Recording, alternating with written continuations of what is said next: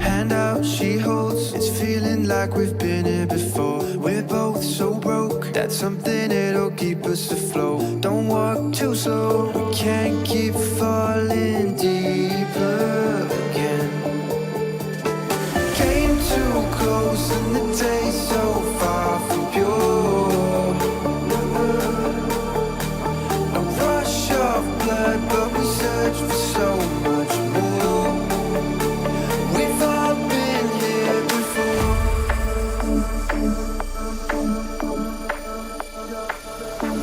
We've all been here before.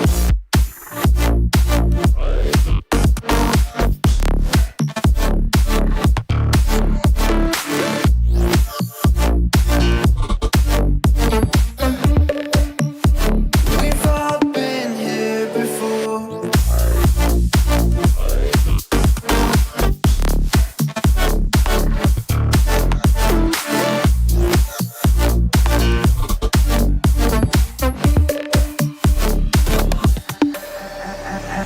Hand out, she holds. It's feeling like we've been here before. We're both so broke. That's something that'll keep us afloat. Don't walk too slow. We can't keep falling deeper again. Came too close and the day's so far from pure. A rush of blood, but we search for so much more. We've all been here before.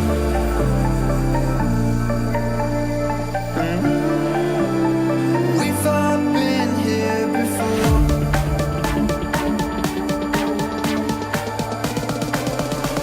We've all been here before.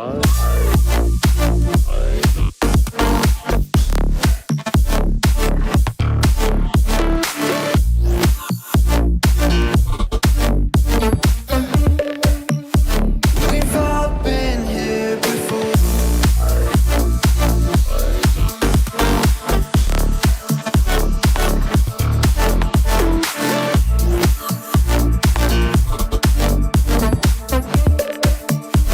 We've all been here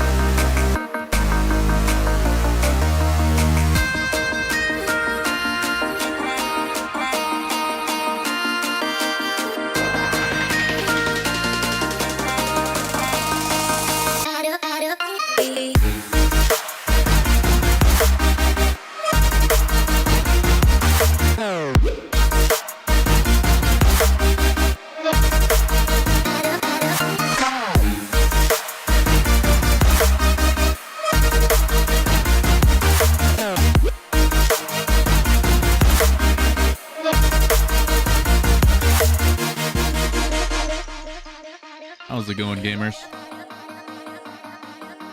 Welcome back. How we doing?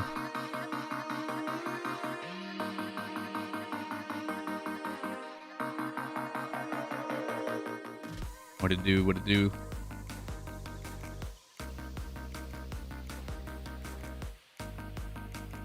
Tried to nap.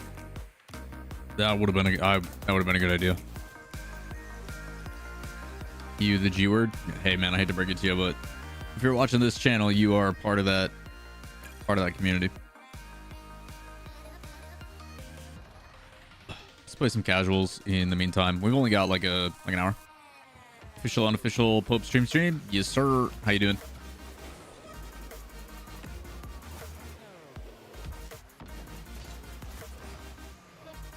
G-word, gamer. Yeah.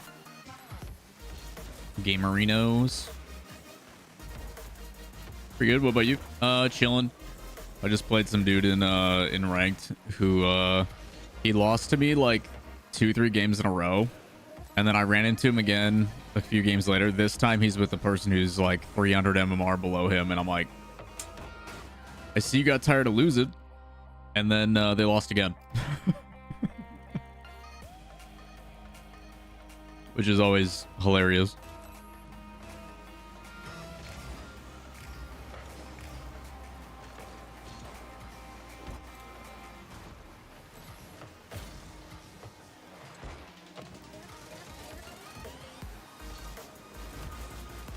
Slam it away. Yay, we did it. A couple weeks off the game. Nice. Yeah, I think Rocket League is just one of those games that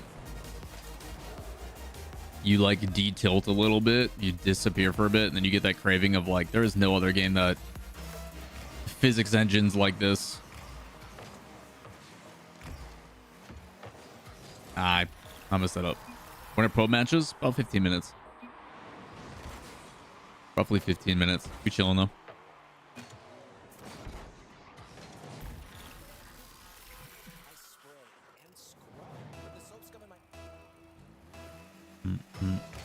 There's some spicy ones today too. Who do they have? They have Space Station, Dig, and Shopify today. That was a bad show. A really bad show.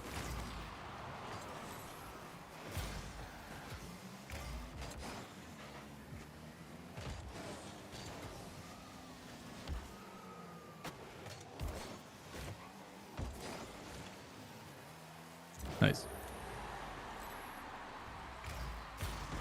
What's up, Beach? 80 man.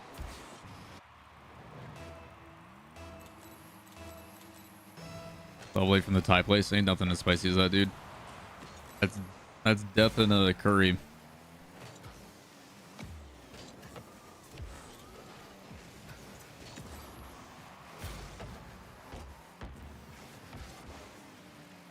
Take it. Nope.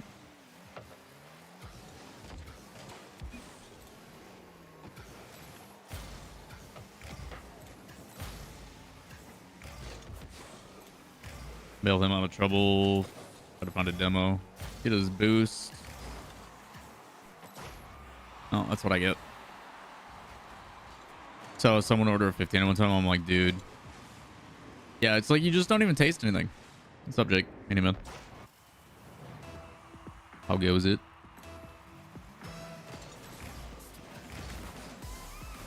It is ooh la la Lawler. That's kind of you. He's backwards.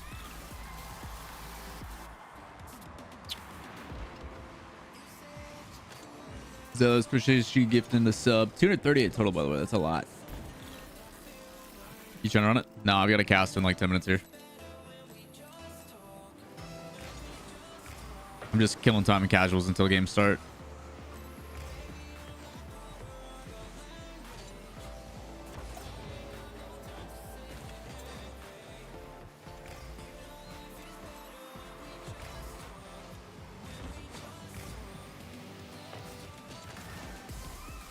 Nice redirect. Nice save.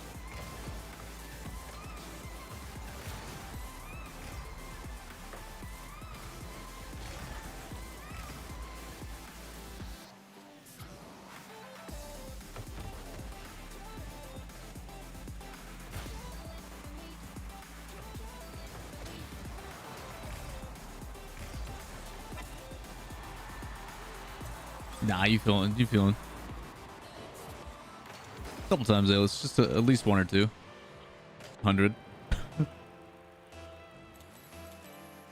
That's like a losing in game if I was a versus first thousands of it. I mean, yeah, it happens, man. Like, for some people, you know, winning isn't required, but it definitely makes the experience a little bit more enjoyable. So, if you just constantly lose at a game over and over and over again, you're just kind of like, you know what? I would like to feel victory every once in a while, and I will say, like, I've been like throughout my life, I've picked up games pretty quick. I like to think I've always been relatively, you know, competitive and stuff. And I have a couple friends that just aren't, like, they don't pick up games naturally. And I don't know what that would be like. I can't imagine. Where you're just like, I'm just the worst every single time we play. Like, I don't know what that feeling is like. I'm sure it's not enjoyable. But, like, I think that's just kind of the reality check of, like, hey, this isn't my specialty, you know?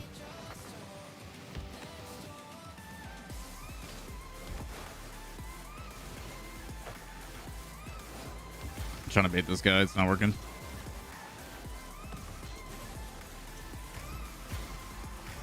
Feeling equals hell. Rip, dude.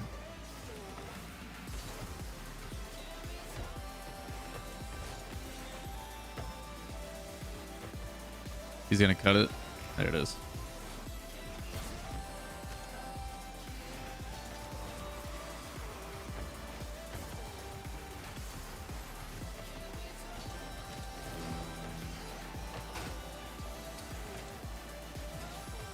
Is he in Minecraft?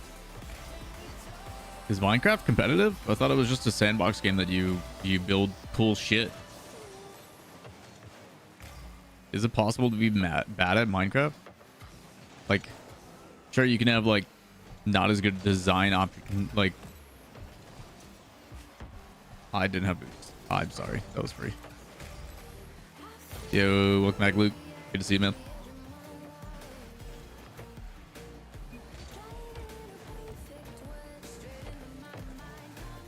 What's the plan here, man? What are we doing? I just got googled. Plan's working. Oh, I own gold almost. It's fine. Everything's fine. We've got so much boost, and he's gonna bang it. That would have been another goal. We would. I gotta check what time it is. Andy's shooting invites.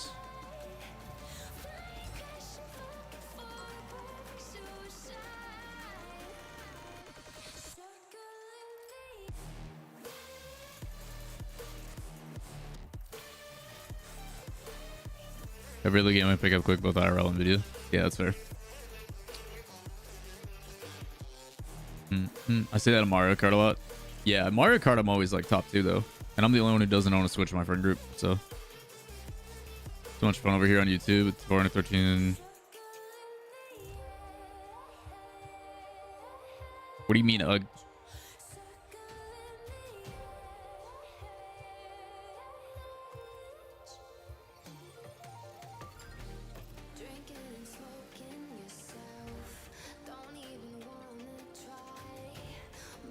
Ugh, what do you mean?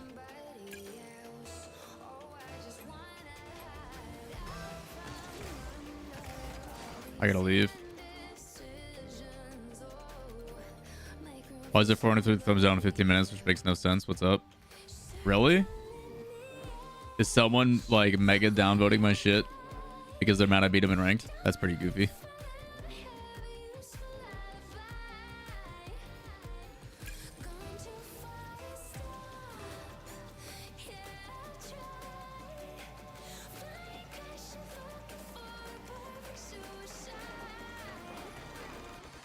I don't think that's...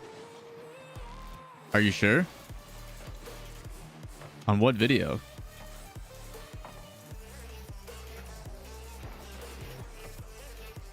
I don't think that's the case, man, because you can't even see dislikes.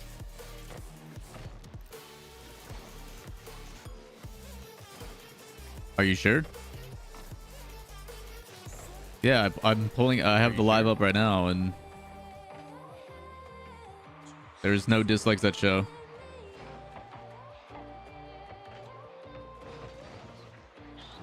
Yeah, I know you have the extension, but like, as the host, it doesn't show that.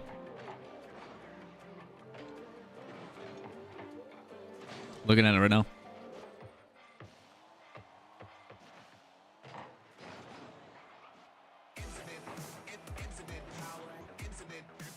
Seems fine. There might be a bug in the extension hug.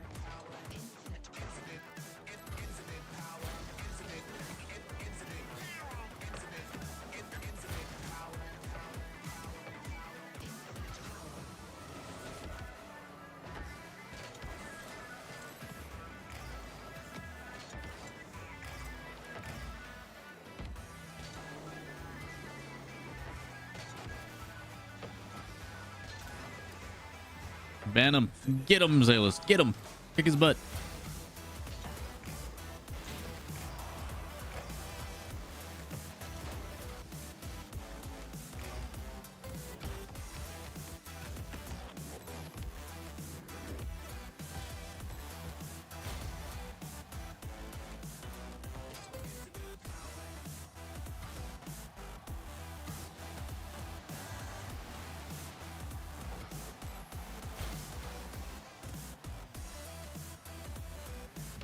Oh, it's 100% botted.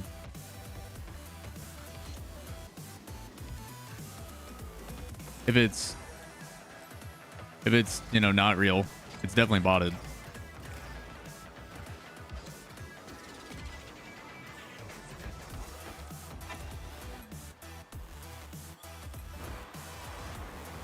Don't look at it, it's ugly.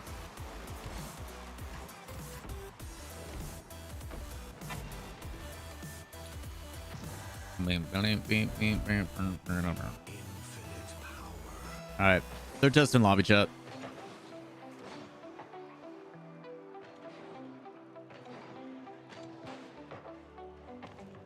Who knows, man? Not my problem.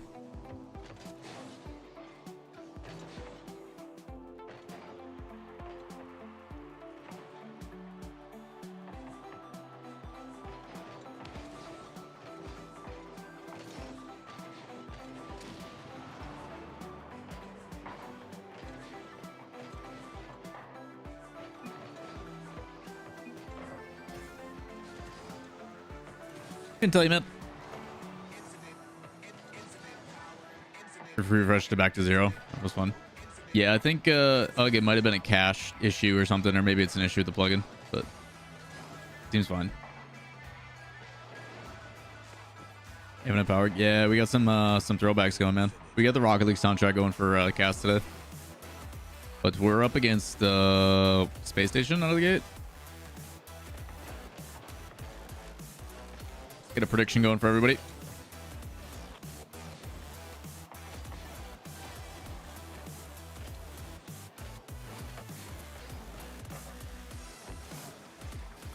Prediction is up. Good luck, everybody.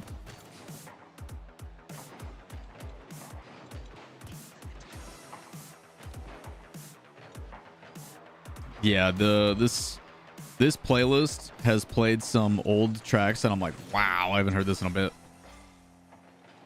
And it's been sick. Let me get overlays going while we're at it too. I haven't done that yet.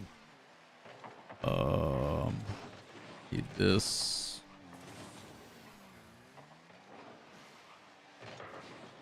Got too many programs open, chat.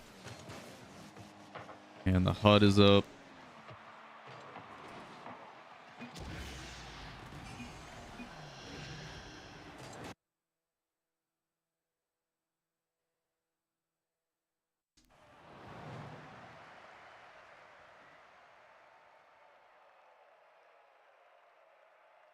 Space Station Gaming logo. Images. We'll go with this one. That's a nice transparent logo. Shout outs to SSG, knowing how to upload logos the right way.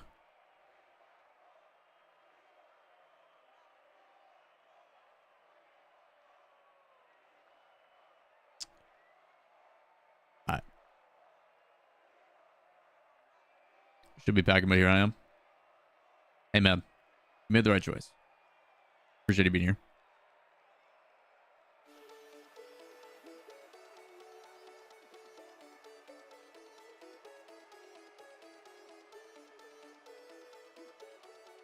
Sounds good. I appreciate it, man.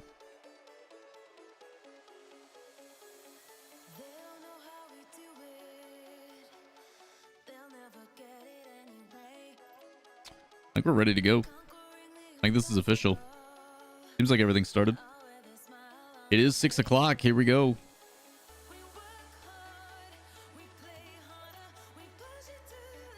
Our jet, first match of the day.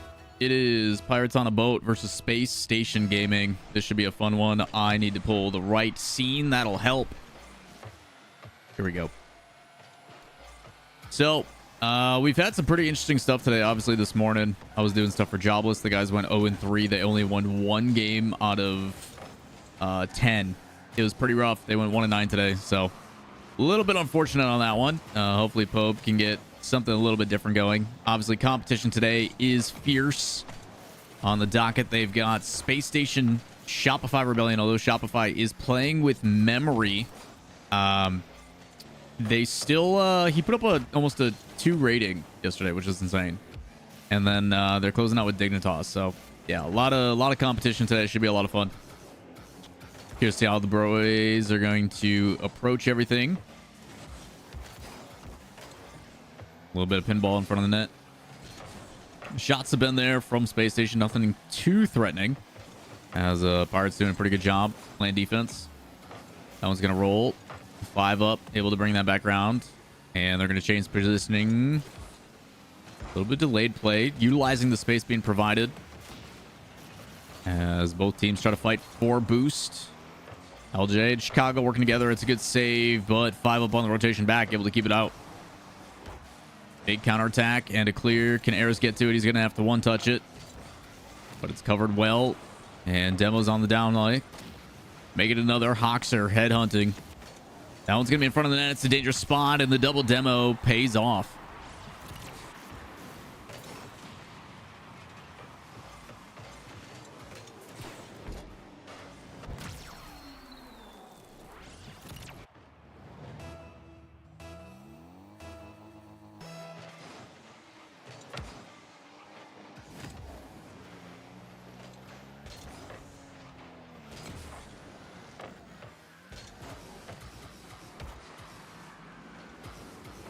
Good pop to the outside.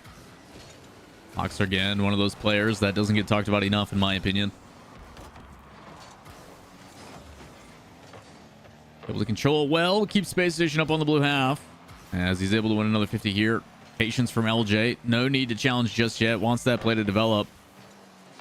Again, being very choosy with his shotting. Sides knots come in as they cleared away. ARIS with the solo play. Still has this flip. Going to try to deny that corner boost and should be able to get it. Another high lob. And fought for in the midfield. Some good 50s and a big clear downfield. Well done by Pirates. This one played up high, self-pass, and a big challenge off the ceiling from Hoxer. Does he want to let that one develop? Backs out. 5 up can't quite reach to it. And now a big clear. That should be an easy one on an open target. Unless the demo's going to deny it, and Pirates on a Boat still able to keep it within 1. But for how long? A little bit of give and go downfield. That one's a little bit prettier, and they'll take it. And he had the right idea. It's just Hoxer off the ceiling coming from it. He didn't even see him on.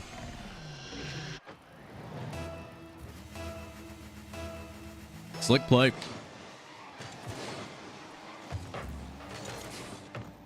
Space Station opt to back left kickoff.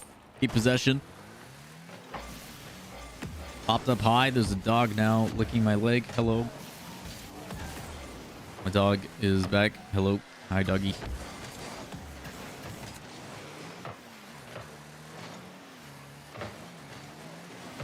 On the defensive half, ARIS gonna lob it down. Right in the midfield, Chicago with possession, good 50 and multiple challenges. It's up to Hoxer, slow play, it's a big flick, and they're gonna pop it high. Bunt response, and again, really well done. Rotational play, collecting those pads. Milkman, this is the first match of North America. We've got this entire series and then 2 more to go. So we got a lot. We got like 2-3 hours left. And then I am not streaming tomorrow because my voice will not.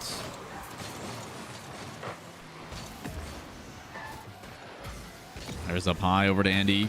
One off the ceiling. Can't get underneath. Well covered again. Space Station dominating the midfield. And they're just happy to lob it at the target. Again, those soft touches have to be respected. It's 5-up. It looks like he wanted to pop that for his teammate. Was going to try to set it up, but now he has a ridiculous angle, and Andy not quite ready for it. Low boost anyway.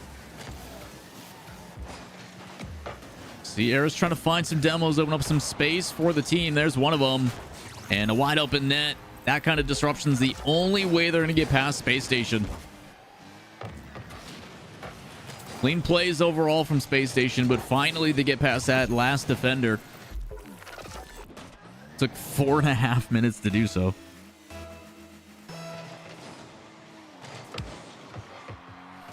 Past the outside. 5-up trying to get back to it. Can't quite reach. Chance now, ARIS. It's on an open net. Chicago on the respawn. Able to respawn in time and check back to it. Looked like it was a clean play. 50 down and another high loft to clear. Expect Space Station to kind of just play boom ball. Don't really need any other goals. Just trying to kill that clock. As we get into the final 5 seconds. Too little, too late. Nothing Pirates can do. So first game going to be conceded. And Space Station looking strong so far.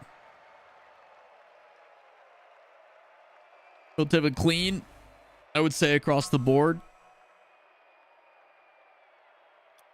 Between the two rosters, you think, you know, Space Station, I think they obviously put a lot more shots on target. A lot of that has to do with spacing and just being able to control the boost play. I wouldn't say too much disruption. There was a double demo, and then Hawkster was hunting a little bit, but nothing out of the ordinary. It was within rotation. So, clean overall. Space Station again. Looking like one of those teams that seems like they've kept their form. Obviously, yesterday was kind of the big wake-up call for a lot. Even Gen G mentioned that, where, like, Gen G just got back to practice the day before. So they've only been practicing again for 2 days after a bit of a break. So I know some of these teams aren't taking this as seriously, but you just never know. A lot of competition in North America for Shift Summer League.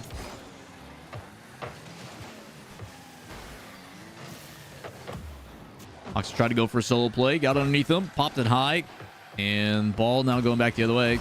5-up. Good 50, and Andy wanted to follow.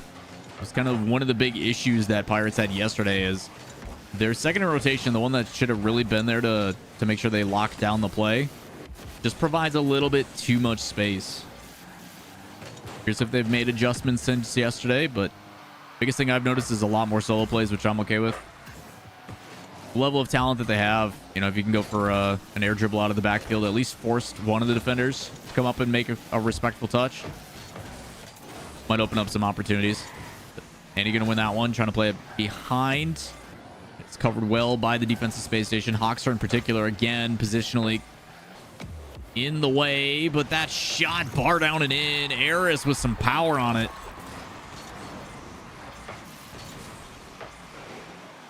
What a recovery. That's insane. It's that first touch. That bounce obviously is like the epitome of... But then the ability to just come back down on it and put a shot on target. That's a quick 1-2. Yeah, ARIS, that shot was nasty. Good kickoff from Andy too. He's also to follow up. He would have had offensive pressure as well. But man... what a way to open it up. So sick. Another kickoff in favor of Pirates, but low on boost. Let's see where they're at in the midfield. Space Station. Got to be careful. Chicago's going to drop that one down to Hawkster, but positioning-wise, not quite there. So the shot, not really all that threatening, and low boost. They're going to catch him overextending. Pirates, what a turn of events. That save was absolutely clutch. Pretty sure it was ARIS on that one. Where that shot came in, he was able to redirect it back downfield. Quick counter play. Off the kickoff, FiV3UP's looking for a demo. Can't find it, so Space Station is able to break it on through. High lob, catching everybody off guard. I think his own teammates weren't expecting that one either. As this one neutral in the midfield, Hoxer's going to have to expend his boost, play back towards his own half, and retreat just a tiny bit. Not the cleanest touch by Andy, but ARIS is there to receive. Now to the backboard. Those are the ones you want to, you know, kind of boom downfield if you can. Trying to find a way to clear this one out. Andy's being bullied on the back end. Somehow still able to recover. It's a beautiful save. Passes it back over. No, it's a shot on target. Not sure if it was due to low boost, but if ARIS plays that to the left, might have had a teammate. But now instead, a missed shot. LJ should have been able to put that one away. Multiple touches. LJ trying to play it back, but plenty of bodies in the way. Able to make an easy save. Off the corner. Plenty of shot operating. I mean, how do you defend that? You've got 3 players basically all ready to take a shot on it. Which one do you defend? Is it a double? Is it the other player? Is it Andy? I mean, if you're LJ, you just got to guess.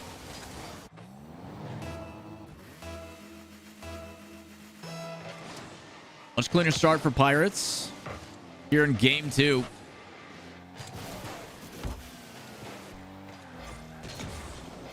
ARIS, secondary touch.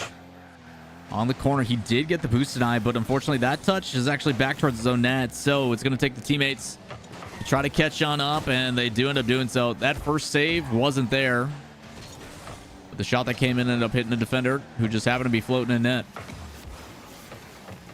Good check back by ARIS. Again, I've been saying his name a lot. Young gun and a lot of talent. Had some pretty solid opportunities coming into the season of RLCS, but due to other circumstances, they ended up going with somebody else. Thoughts that he was going to end up on Dignitas. Who knows what that would have been. Gets past one. It's a good drop down. Offed it up high. FiV3UP going to take it solo as well. Seems like the guys are taking turns, and the solo plays are a great way to do it. You know, we mentioned this yesterday where they always felt like they were kind of one player behind, but the benefit of all these solo plays, all the guys are obviously extremely mechanically talented and can extend the play. It forces the defenders to just have to respect their touches. You know, the ability to say, hey, we have to put ourselves out of position. We got to go up and challenge it. We got to expend some boost, which should allow Pirates to get better in positioning, maybe control and facilitate the game a little bit. Kind of weird seeing these ones go in, though. Off the kickoff. Very aggressive cheat for LJ. Gets a demo, but leaves it wide open for FiV3UP. Clean shot on target. Completely nullifies the 1 goal they just got. Still a 4-goal lead. Minute left. You'd like to think Pirates will close this out.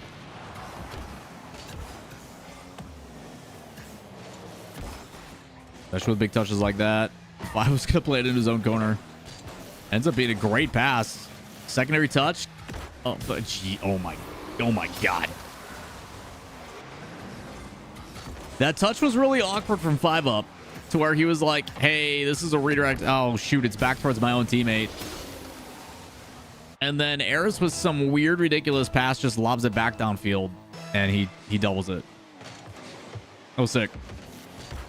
Couple really big, really big goals in this game. Nice control by LJ, but Hearts on a boat swarming, and give it to Brazil. It actually happened. We haven't seen one of those in a long time.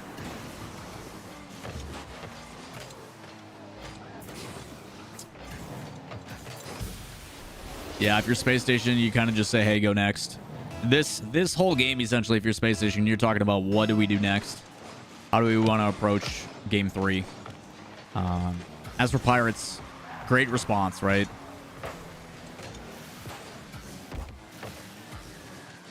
Down by 1 in the series. You know, goals were not aplenty last time, so how do you want to approach it? A little bit of a warm-up, and they come out swinging.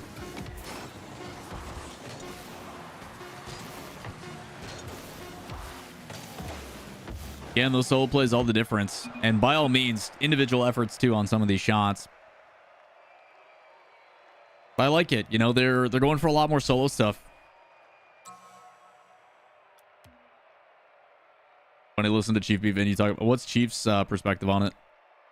Also, FiV3UP had a double hat trick. What the heck? A double hat trick, by the way. That's insane. Yeah, like, Pirates playing a lot more solo stuff, right? So, again, I think it's a playstyle that works pretty solid. Because Andy usually plays pretty defensive. Like, he's usually a little bit behind the play. He's very biased on Space Station. He's a creator for them, I think. So that makes sense.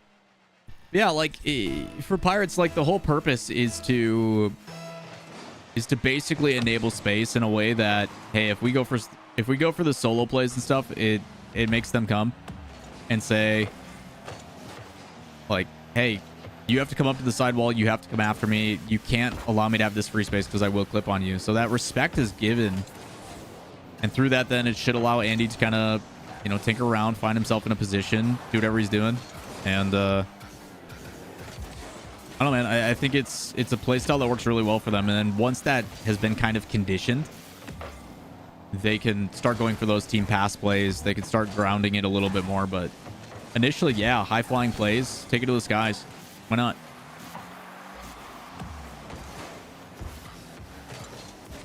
Nice cut by Andy. If he fakes that one, it should be a free shot. It is. Great call off by the teammate. FiV3UP adds another one to his total. But credit where it's due. Andy playing aggressive off the intercept and then leaving it for his teammate.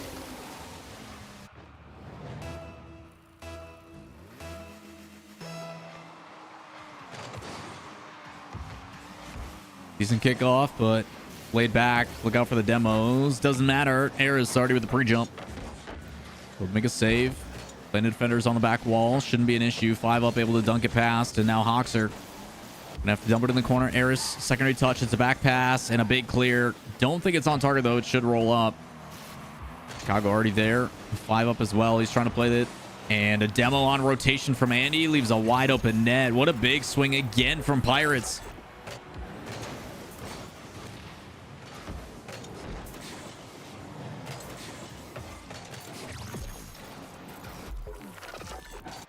Again, Andy on that deep rotation. Finds one, and then the trust. It takes a long time to develop that. And good to see out of the young roster already. Again, FiV3UP and ARIS, first seasons in RLCS this year. Making an impact. We talk about the iron sharpen iron type mentality and why the open circuit is so phenomenal, right? Normally, players like this wouldn't get the call-up. They wouldn't get the chance to compete against the top RLCS dogs. Except for once every, like, 7-8 months. And now they're playing them multiple times in a weekend. So, you're seeing since Season 10, or RLCS X, a drastic increase in competition across the board. But even more so, even in the immediate future, you know, you're going to start to see, you know, some of those players like Talk and otherwise trying to get some more reps. Fortunately on this one, no one can make a stable save. Again, this is chaos embodied by Space Station. Multiple shots on target. You got players sweeping through looking for backboard. Trying to bump people off of it. And the risk pays off. Able to get a goal. On front of demo. It's a big flick from Chicago. He's got to put those away, though. Those opportunities do not come frequently. Good clear from the blue half. ARIS manages not to hit the ceiling on that one, so it doesn't drop back down. A little bit of a musty to get past one, but I need to be careful. LJ throwing it into the mid, and then cross body. Another shot from Hoxer. He's in great positioning to put this away.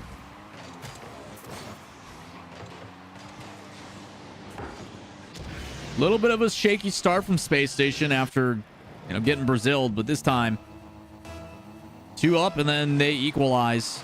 And at halftime, we're all neutral again. Up to Pirates again to continue to assert. It's Hoxer Happy to put it in reverse and back up a little bit.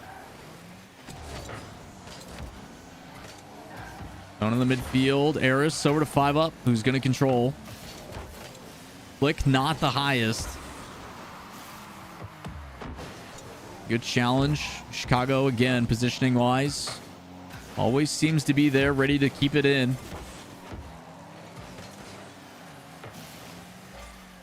Big clear. Chicago in the corner. Challenged again immediately by LJ. He's going to go for a secondary touch. Off the ceiling, they keep it horizontal. And somehow that one rolls in. A big 50 by Chicago again. It doesn't seem like much, but LJ's efforts absolutely clutch. I think there was a demo at one point too, as we were missing a player. Maybe he was out extended for boost. I can't quite tell you for sure. But LJ is able to deny that first challenge on the side, and then he comes across and denies it again in the corner. And because the ball never really gets cleared downfield, it just stays parked in Pirates half. Pass down is good, but FiV3UP can't connect. Danger spot defensively. It's up to ARIS. Quick challenge from Chicago. He gets the musty over and can't land the flip reset. It gets behind him. Andy as well off that back. Feeling a little bit of pressure.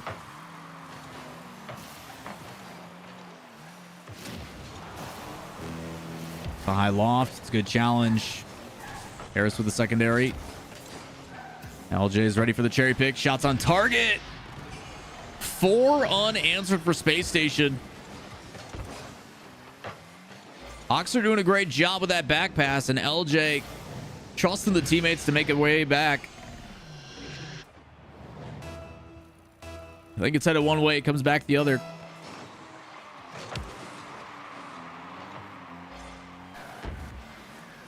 Andy aggressive off the kickoff, trying to put that one on target. See if they can get a kickoff goal in those few seconds. But instead, having to retreat again. FiV3UP getting bullied by this Space Station squad.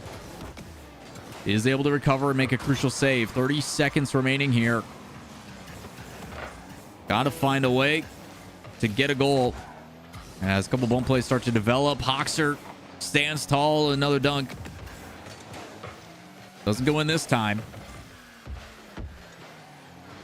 But plenty of offense to work together. Almost a ridiculous back pass midair to connect with the player. But now, no one with boost, no one to pass to.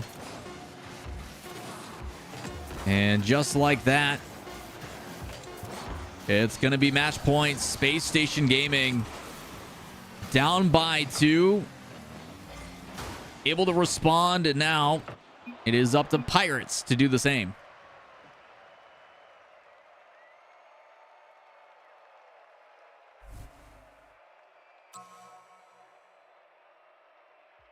That's a tough one, man. You know, you have a 2-goal lead, and Space Station comes out aggressive and makes some really crucial plays. You know, if anybody watched Major 2 in London, you know, LJ praised as, you know, a top 5 in North America. His individual efforts really helped that team make it as far as they did in London. And he shows cases it again here. He doesn't have the most goals, but, you know, he's assisting everything else. He's still got shots on target with 50% shooting accuracy. And then on top of that, you know, the challenges he's creating to set up his teammates is chef's kiss. He's doing great.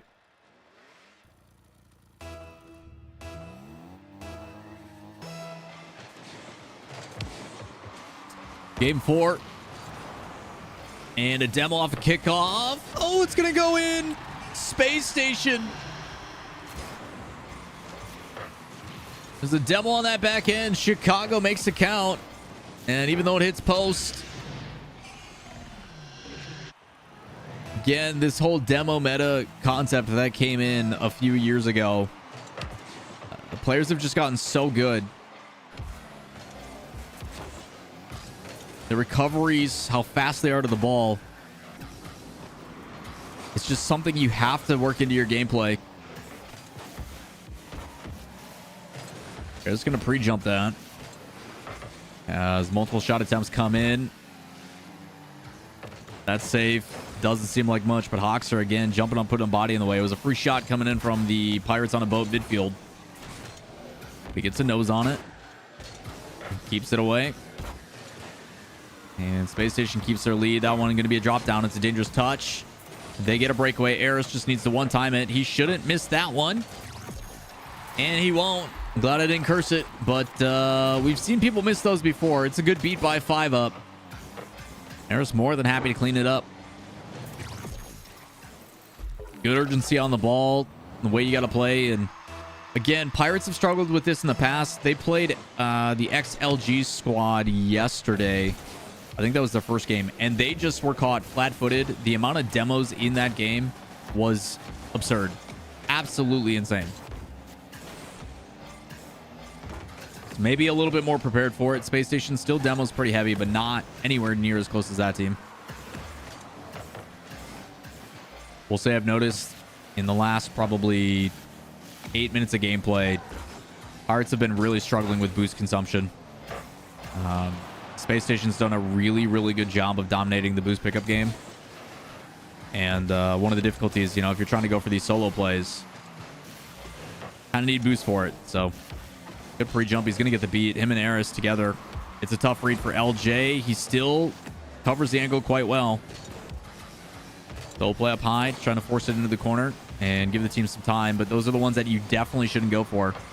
I like the concept from ARIS as he's able to challenge it and pinches out to a teammate, but he's expending a lot of boost and the shot is never going to develop from there. Probably better to stay patient, get into a better position. FiV3UP's going to trust Andy for the clear. He's downfield already. Shot there, but can't quite connect. Might look like a flip reset and go in for a secondary touch, but it's not going to be there. That one has some pace on it. Good save by Andy, kicked out. He's able to sweep back through on the backboard. As this one just getting boomed back and forth. Who's going to control it first? Chicago into the midfield, intercepted by FiV3UP. ARIS there as well. Can he play it high? It's a backboard read. Can he power it in? It's a beautiful save again. And they don't even get credit for it. What could be a double touch and a free shot. Somehow they miss. It was a wide open net. They decided to go backboard. Space Station should be up by 1 right now.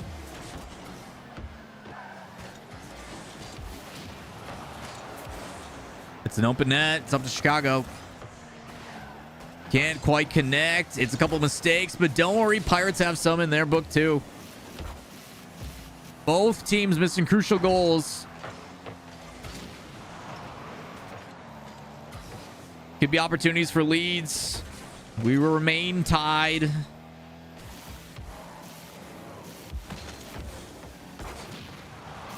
Demo on the dribble down. Andy the only one with boost.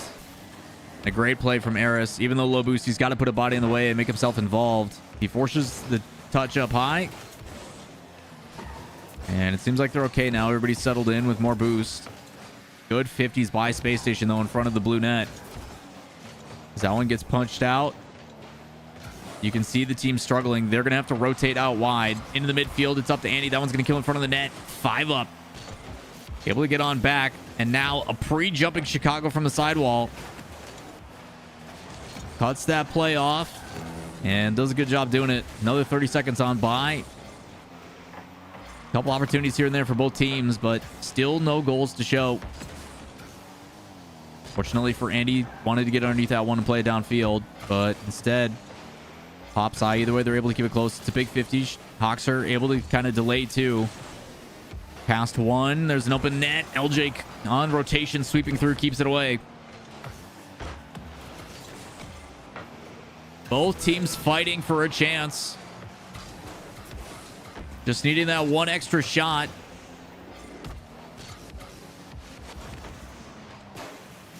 Neutral play in the midfield. And that one up straight. Luckily for Pirates, they don't connect. Looked like it was going to be a goal-scoring chance here for Space Station, but instead it's a clear. Controlled well by Hoxer. Andy there to intercept. Gets the corner boost, and it's a back pass. ARIS going to take it solo. Off the ceiling. A pass over. Can Andy get to it? No. The idea is there, but it needed to be a little bit higher. And we're into overtime. Pirates on a boat. Desperately need a win here to go to game 5. Make pass 1 and a neutral 50, but LJ. Powerful stuff. Make it 2, make it 3. Almost has a flip reset. Instead, going to opt to try to keep it on his own.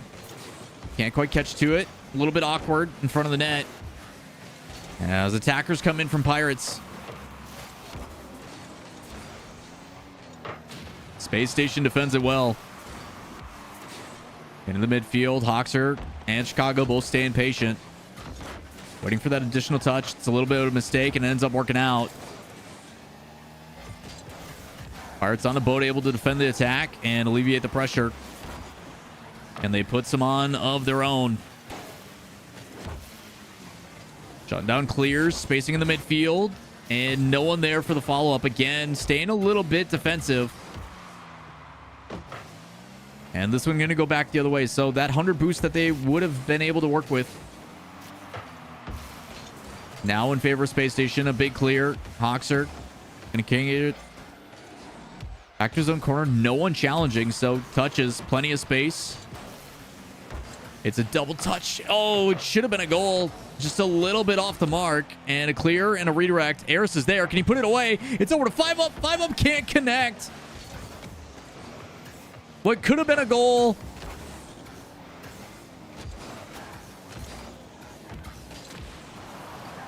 Into the midfield. And Demo's on rotation. It honestly is getting a little bit sloppy now as everybody's sent in the house and Space Station doing it better. Another Demo on the back end. You're going to see Hoxer moving downfield. We've seen him do it before. And LJ with control, a flip reset into an open net.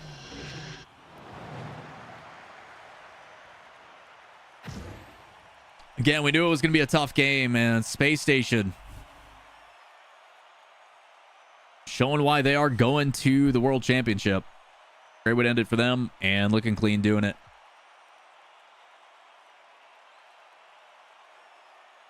Tough loss for the guys. Still a good fight, and again, 1-goal games. We talk about standings and stuff. Game differential is important. So getting at least one win there does play in, but taking a look at the standings as well here. I don't know if it's going to update just yet. Probably hasn't. Yeah, it hasn't updated just yet. Tough stuff though, man. But well fought, but it's not enough. Gen G is up 2-1 on Incorrect. The XLG squad is up 2-1 on Shopify. Dig is down 1-2 against G2, and OG is up 2-1 on Fun. So that's where we're at currently. Chat, I'm gonna go to a quick break. I'm gonna get some water and stuff, and I'll be right back. See you in a bit.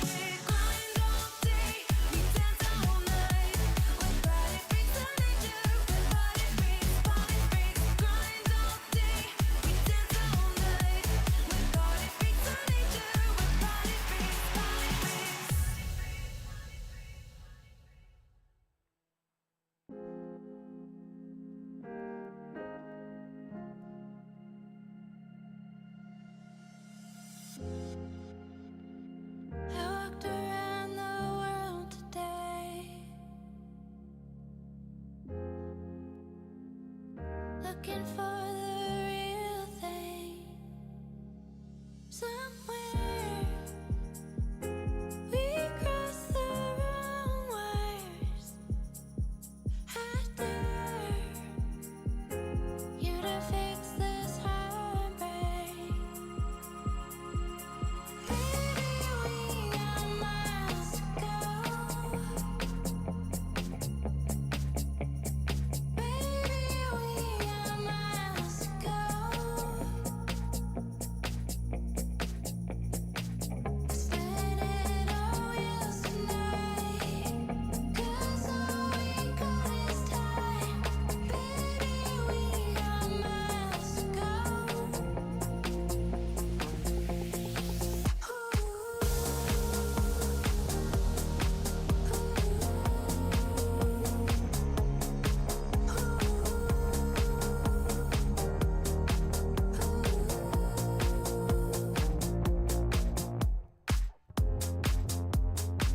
America is fast asleep. Living life in reverie. So far from where we need to be. Bizarre. Can we save our memory? Baby, we got miles to go. Baby, we got miles to go. Spend it all yesterday, 'cause all we got is time. Baby, we got miles to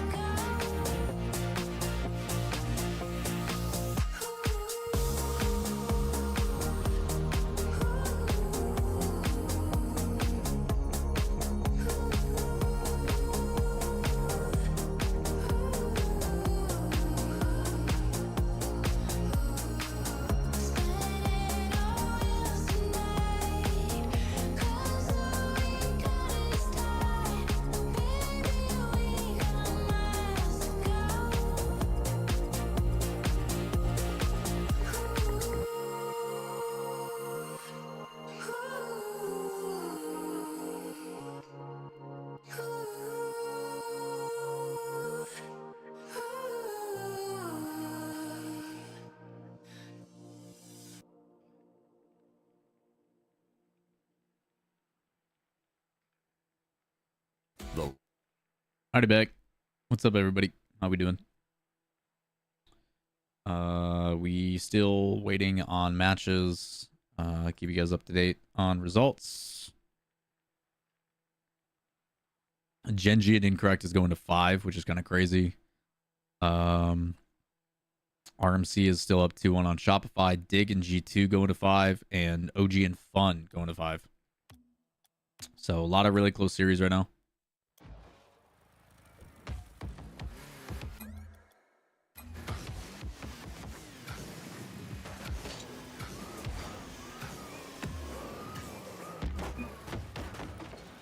Kind of waiting on things to play out. What I kind of want to do, though, is do this. See how that series is going. It's already back, though.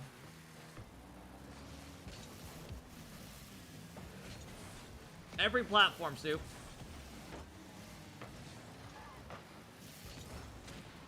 The more you do, the better.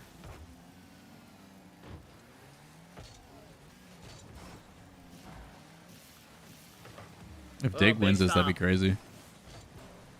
G2 hasn't lost yet in Summer Series. They're holding on.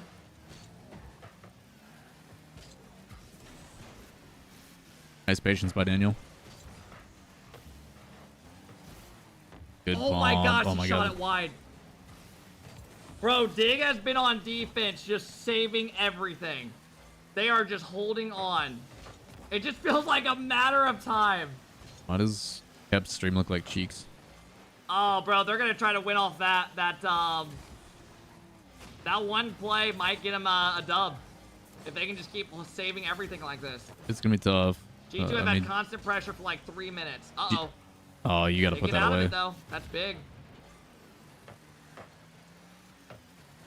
Again, Dignitas can't continue to play defensive. Incorrect just one.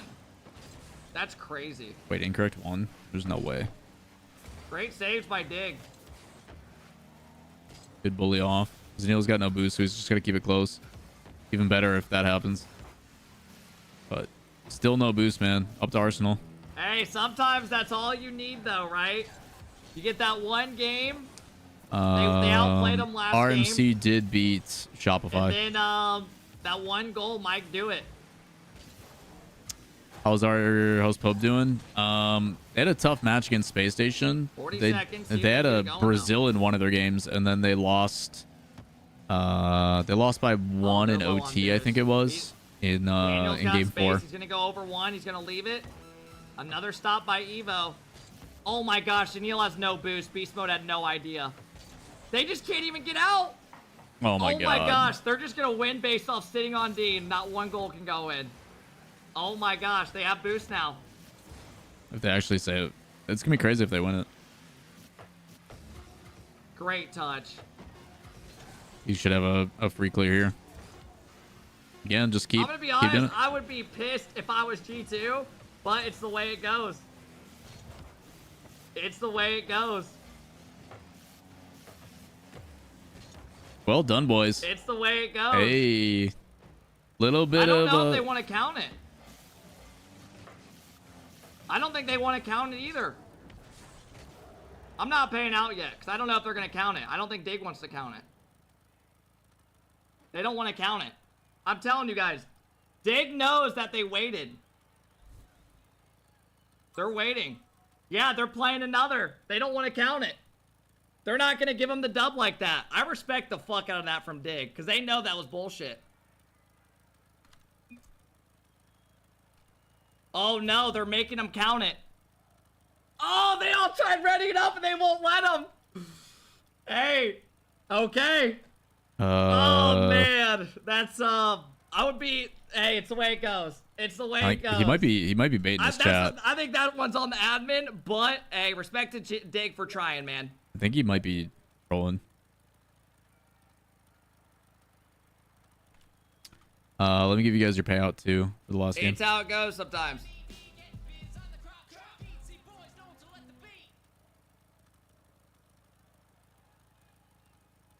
Interesting. All right. Let's see. Let me start up. That's the wrong thing. Where is it? I've got too much shit open. Okay, first thing, let's do this. Let's give you guys some tunes. Let's start a prediction. We've got Pobe versus Shopify up next. I'll make that one a little bit longer because we got a little bit of time. So we got that prediction. Did Dig get a goal of like reset or something? I don't know, JC, but they still scored with 0 seconds too. Like whether that happened or not, they still scored at the end too. So it's like whatever. I don't know, man.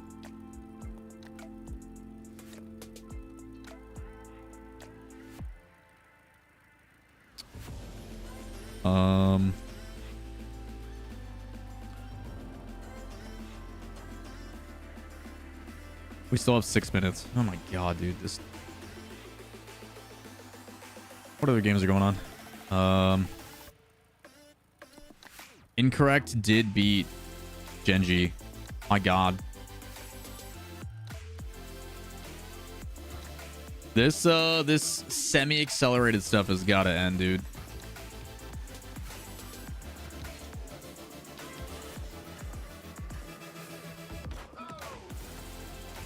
Saw some stuff about admins not being great. Really? It's the RLCS admins for a lot of it, though.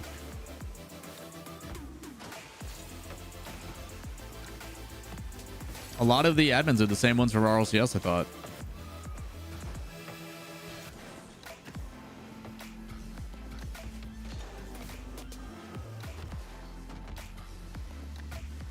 So I'm surprised by that.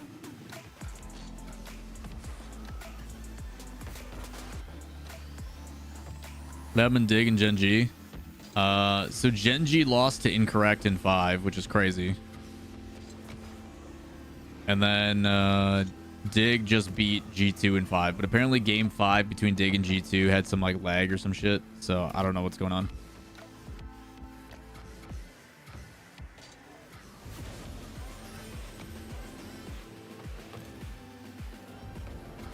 Could not tell you, man. What are your thoughts on Genji's performance? Just timing off something else. Selfishly, from what I know, I'm pretty sure there's some internal whatever going on. I just think the team's mental is kind of in a weird place. On top of that, they haven't been practicing. Like, they took a pretty long break after Major 2.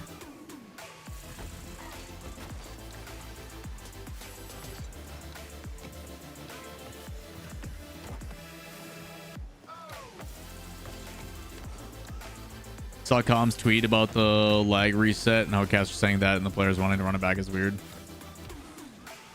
Huh.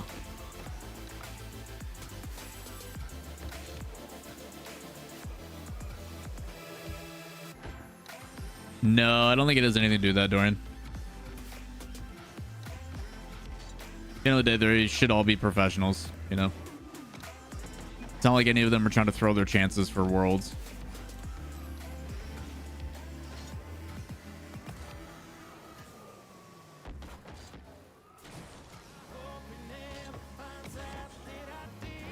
Gross. Them? What are you talking about, Shaloka?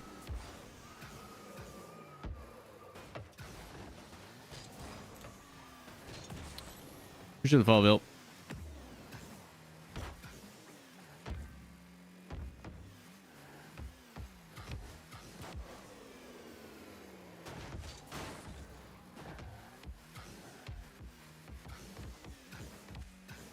Oh, the skipping country. Oh god, yeah. It came up as an ad and I'm like, why am I being promoted to this? I would never listen to this. Ain't no way.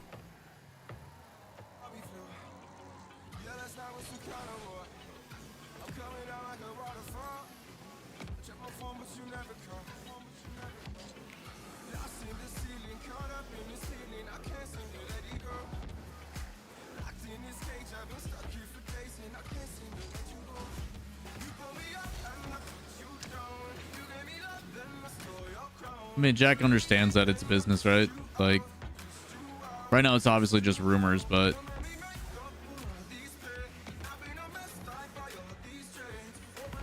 these guys, despite wanting to be loyal and doing their thing, they've also got to look forward to the future and what's best for their careers. It's a tough reality, you know?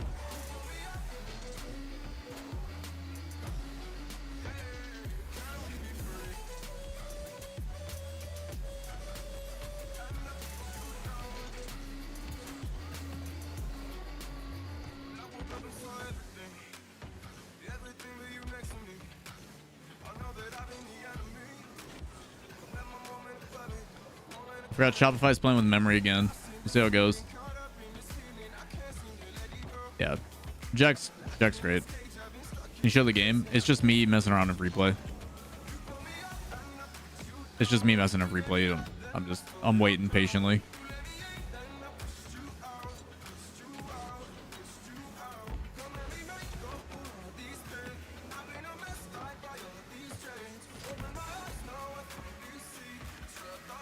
Starting new here? Nah, man, you chilling. We're just waiting on matches to start.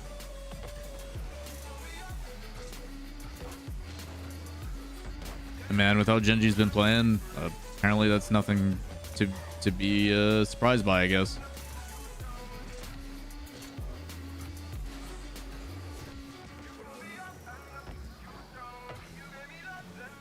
Let's hope so, man. Looks like we're joining lobby. Nice. Yeah, welcome to the stream, man. Good to have you. So Dig got game 1 on a DQ timer because Bima was late, even though all the players wanted to wait, and G2 had Sathi ready to sub in.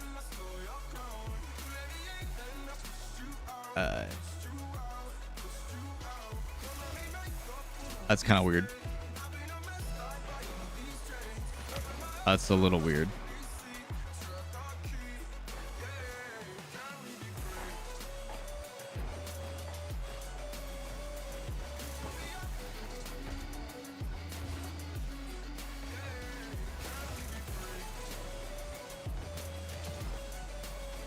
Why isn't my HUD showing?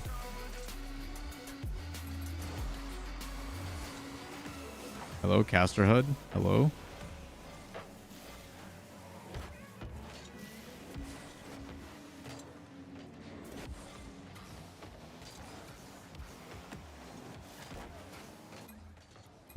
That's weird.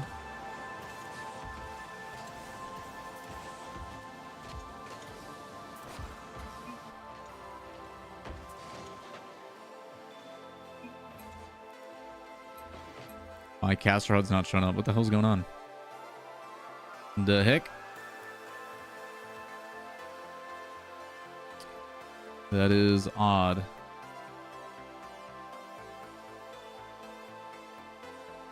Let me reboot and see if it fixes it. Let me find it.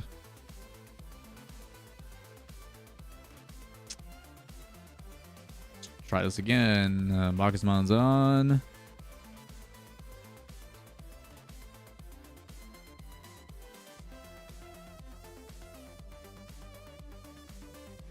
At the same time, like, why aren't the guys ready? It's first game of the day. There should be no excuse. If it's your first game of the day, you know exactly when it starts. It's the exact same as yesterday. Like, if you're late, then you're late. Like, they got a show to run, man. That's my opinion on it. As a TO and as someone who goes through that stuff, like,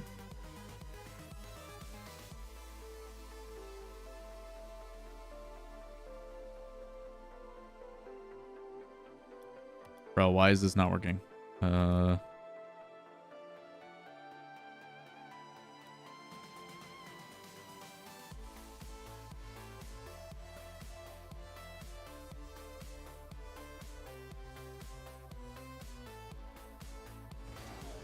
There we go, finally.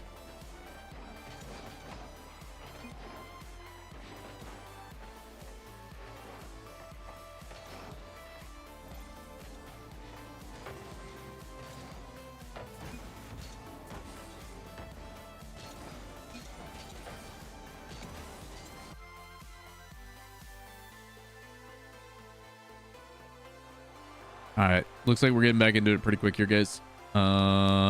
Also, predictions are good for another 30 seconds.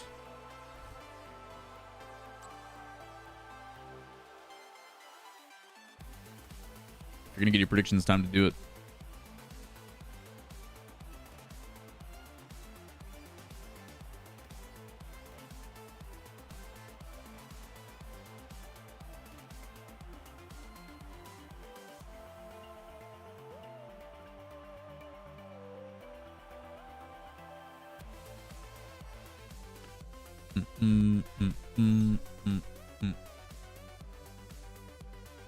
I think we're getting into it.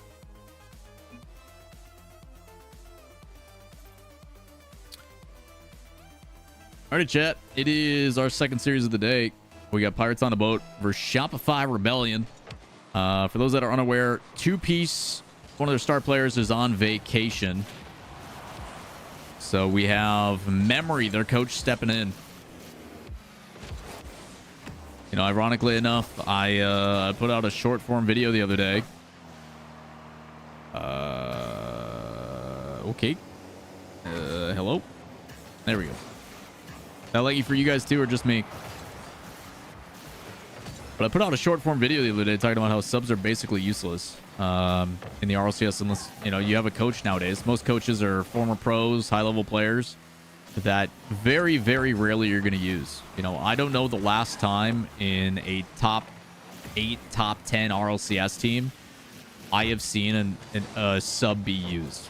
And it's like people were talking about, hey, we should work subs into rotation. We should have them play with the team. And I'm like, no pro team is going to do that. Maybe your poo-poo little, you know, C1 diamond team or something like that. But like in the pros, that's just not a thing, you know? Dang, that was sick. Shopify, is Rebellion really him with Memory? Did we just not catch the memo? Should Memory be starting this whole time? Oh yeah, here. Series scored, saved from practice. We should be fine. Sorry about that. Yeah, those that don't know, Memory also operates with the Rizzo key bindings, where like he presses up on his left analog to move forward. He at one point tried to switch off of it, and then he had a really bad season and went back. So yeah, I just don't know how they do it. I don't know how he does it. It's chaos embodied. Those that don't know what I'm talking about, Rizzo controls, he came over from KBM and he was trying to figure out how to, like, holding forward or W is the same as holding up on your analog stick. You know, you move forward with your forward pitch and yaw. And he decided to recreate that. And he's not the only one. There's like 2 or 3 people in the scene that do it, and Memory is one of them. But a little pass play. Memory's a low boost, so if they just play it high, but positioning wise, he does make a save. Well done. On the rotation back. 5 up. Working together with Andy. Off the ceiling. Very aggressive. Puts a shot on target. Pinballs a little bit in front of the net. But still able to keep it away. Possession thrown away as well because of the low boost. And pacing wise right now, it is all Pirates on a boat. They've got the guys flat footed as they both double commit for a save. And eventually they are able to push it through.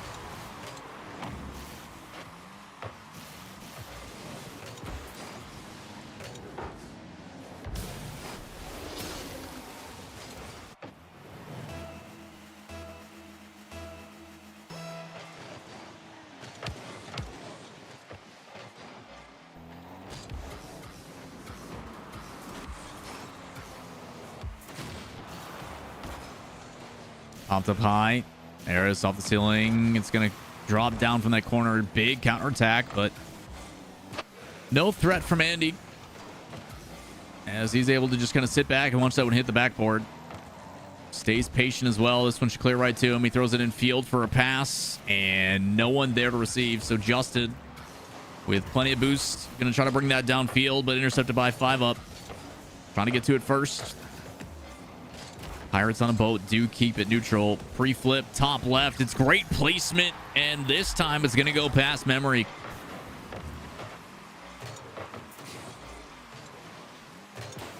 Perfect placement from the guys. ARIS also there to close it down.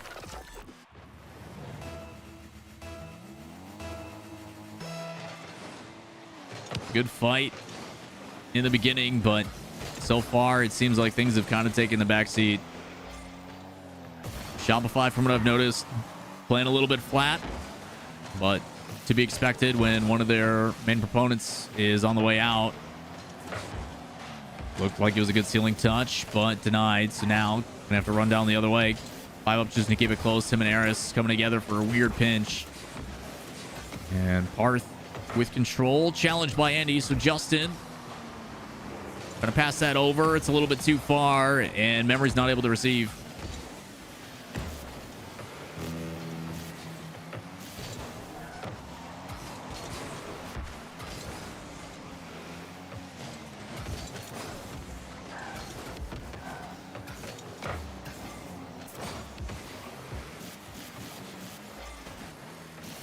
.40 seconds. Big clear downfield. Intercepted by Parth. Plenty on the defense, but backboard play. It's in an awkward spot. Memory with the... Oh, he does it again. Oh, what a play from Memory. Parth plays it across, and that one drops straight down. He catches it with an immediate flick and then gets a bump, too, in a demo. They tied up 33 seconds. Again, as a reminder, Memory playing for two-piece. Two-piece happens to be on vacation. The guy dropped a 1.99 rating on Gen G yesterday.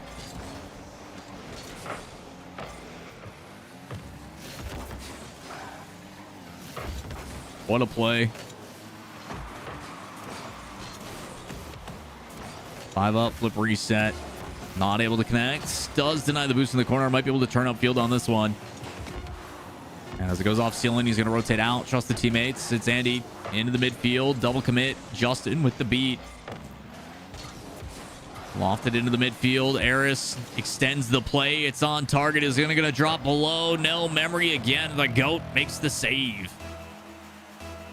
He can do no wrong. The super sub.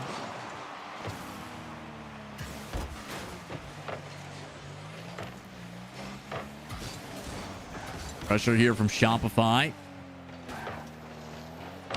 Has a little bit of give and go, intercepted by Memory. Backboard clear.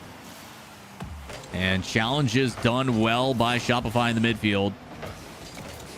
Allows them to keep a bit of pressure as Parth off the ceiling, intercepted and pushed away by ARIS. Trying to make himself as big as possible. He goes off the ceiling, covers a whole lot of area, and it's pass in field and FiV3UP. Looks like he potentially wanted to go for the shot, but he knew that the angle was covered. So instead plays patient. Popped up high. ARIS corner down.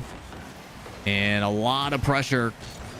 Again, another really high pop. Should allow Parth infield to Justin. Shot on target. And Shopify is going to take game 1 in overtime.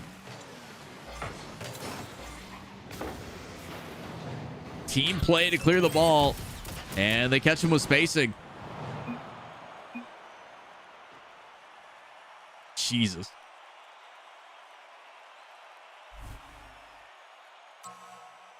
You know, off-season tournaments do bring us quite a bit of parity, but, man. Did not expect this one, man. Crazy times, dude. Crazy times.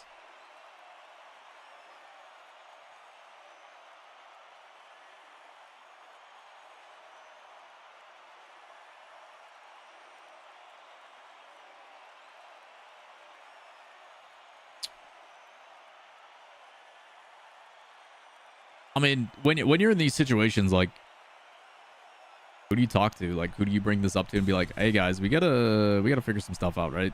Like, we gotta identify what it is we are doing. Memory for G2 Beast. Okay, let's not get too crazy, guys. All right.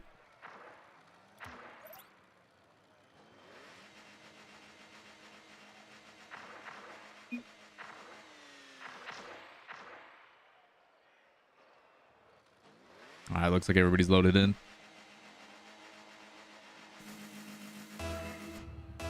Here we go. Again, a little bit of a slow start for Pirates. Had the same thing happening at Space Station. And then came out of the gate swinging with a Brazil 7-1. Will they be able to find their form and make the adjustments needed? As that one just leveled on target. Parth happy to control. Well, Shopify to look for a counter.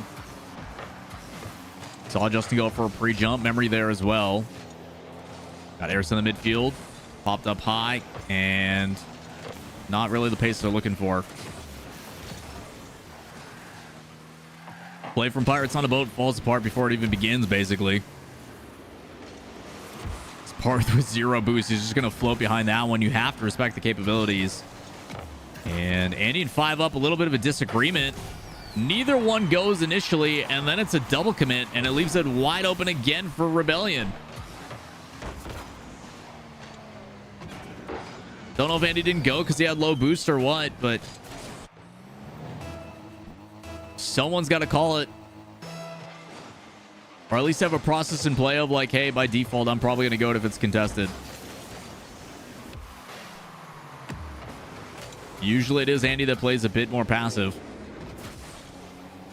Justin, flip reset past one. Shot a little bit wide for Memory. All part of the plan, though, obviously. Andy dribble play. It's popped up high. And Parth with a flip reset. Able to get another contested touch. And win the possession. Rebellion really starting to take it to Pirates on a boat now. As the big demo comes through, this should open up an opportunity. Shot there in the midfield, not on target, and another demo. Make it 2, and my goodness, Rebellion is dominating Pirates on a boat. Trying to cheat up, the ball pops up, so instead he goes into reverse. Makes him a sitting duck.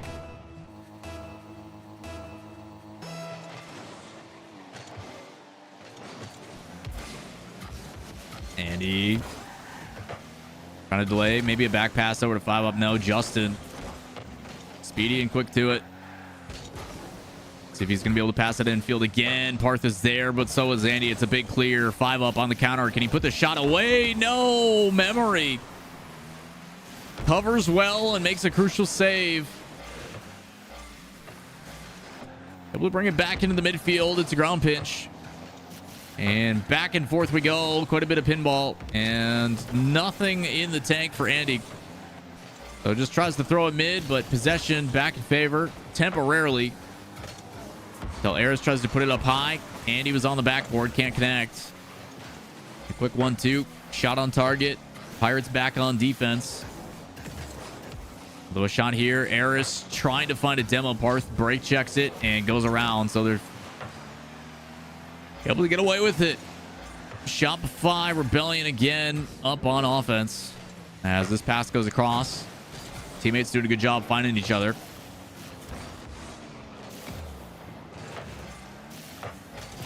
Shot by Andy. Draws one defender. But still plenty on defense. Trying to find a demo, find a way to extend this offense. But Pirates primarily just expending a lot of boost, not really getting anything for it. Andy off the sidewall. That first touch does cause a 50, but it's high and wide as FiV3UP comes sweeping through. Almost has a doink on the goal, and Andy trying to recover awkwardly. Is able to park in front of the net. It's in a threatening spot. It's popped up, and Parth almost with a doomsy dish. Somehow ARIS is able to find the angle and keep it away. Pinches back to the other side. Justin with the ball. Gonna go low. A couple delayed 50s in memory, trying to set it up for his teammate. But Pirates on a boat, able to alleviate the pressure and get out of harm's way. But it just seems like a temporary band-aid. Pirates on a boat have not been able to find the offense this game. Rebellion seems to have answers for just everything that's thrown at them.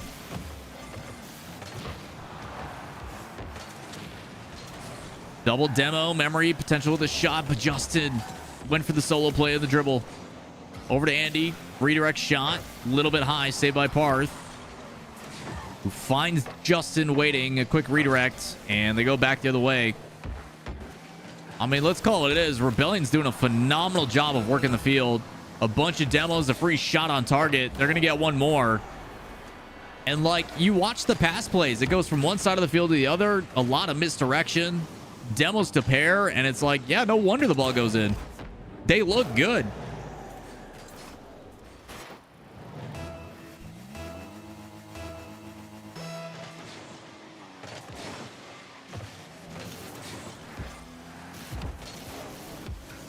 Final 20 seconds, down by 3. Consider me shocked, man. I mean, a live access, you joke, but like, man, put in memory.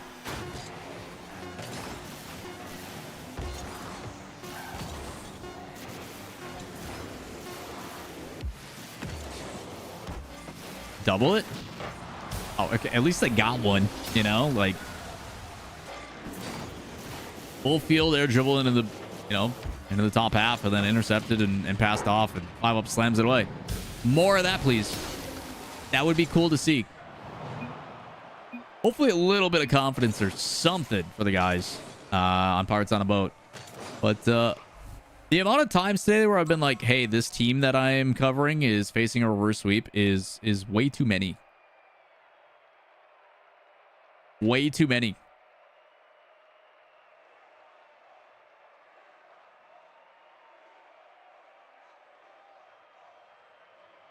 How many players have unretired and had any success? Beast mode. Basically beast mode. Yeah, Rebellion's playing fantastic. Like, spacing wise is good. The pressure on the ball, passing around, demos, like, it's been solid play. He was retired at one point. I had no idea. Yeah, beast mode was on Kansas City Pioneers and was not in a healthy circumstance. So he basically decided to stopped playing the game. Wanted to focus on basketball in real life, and then got convinced to come back. Ended up joining V1 after trying with some teams. Almost went to Envy and stuff, and then the rest is history.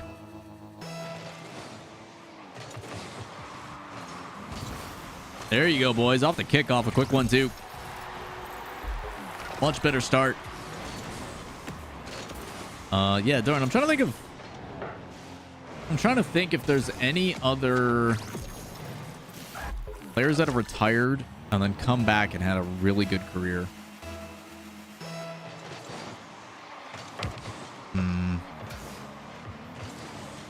There's been players that have been like, hey, I'm done playing, I'm coaching now, and then had to sub in and had moments like Fireburner, Memory, obviously, and a couple others, but I don't know many players that have been like, hey, I'm done competing, and then...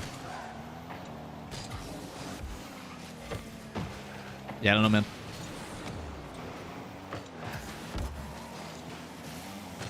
ARIS always be using random team goal explosions. That's just... A lot of the players have just been doing that. Obviously, we cover Jobless over in EU, and those guys are notorious. Nice save, 5-up. But yeah, the Jobless guys have been doing that forever. Whether it be Quadrant or V1 or whoever. Being like, hey, yo, orgs that used to be in Rocket League, please pick us up. After Taser results, it's going to be pretty tough to have that happen. Double touch. Andy. Ooh, that was pretty. Good 50 by 5-up, and then arrows out. Allows Andy to come up and double it. Tough read for the defense of Shopify, but Pirates, that kind of misdirections the stuff that they have to work in.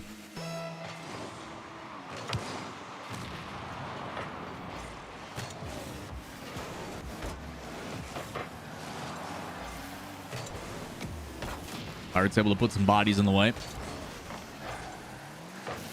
Can't find that one, so long clear. Par turns it immediately into a flip reset, extends the play, it drops on down. Justin over to Memory, intercepted by Andy. Good defensive coverage by Pirates. Starting to see some more demos on rotation, but it does put them out of position. And now, low boost. Need to be careful. Luckily, no one there, and Andy with plenty of space. Air dribble, trying to get past one. Justin reads it well. Second attempt, 5-up. Off the ceiling, flip reset. Andy looked like he wanted to go for it, but instead it's going to leave it. Pass play over. Almost had Andy on a dime. Memory. Interesting play, deciding to go for the air dribble. And instead goes to the backboard and tries to bully a player on the ball.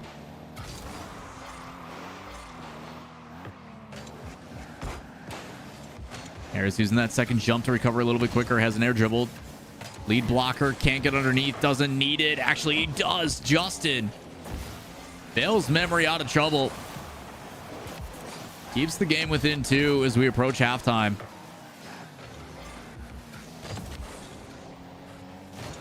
Better pressure from Pirates on a boat, as it seems like, again, a little bit more eager to the ball, trying to not provide as much space. Bellion hasn't been able to find as many demos this game either. Clean challenges from both. Just trying to play it to the outside. A couple of mistakes. This should be a chance for Andy, and ARIS has no one back to make that save. 3-0 lead from Pope.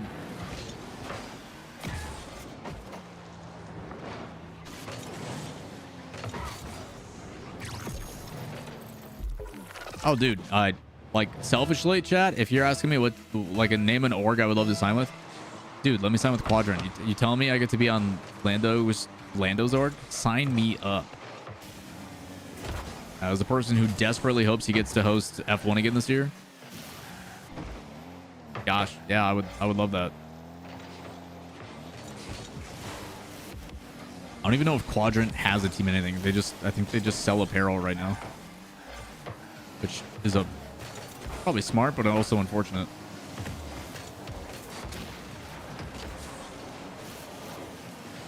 Who's Lando Norris, F1 driver. They have a Halo team. Of all the games to still be on, it's Halo. Interesting. Hey, another lead blocker. Good demo. F1 driver from McLaren. Apparently Steam's having a little bit of a angry issue.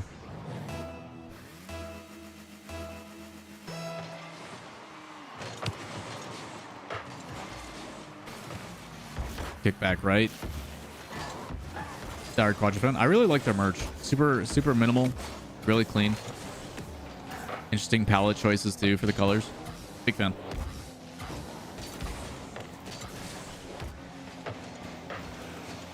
Nice save. You know, if your Pirates on a boat, your goal, I think, on this one is trying to keep it scoreless. I really think you want to completely shut out Rebellion here.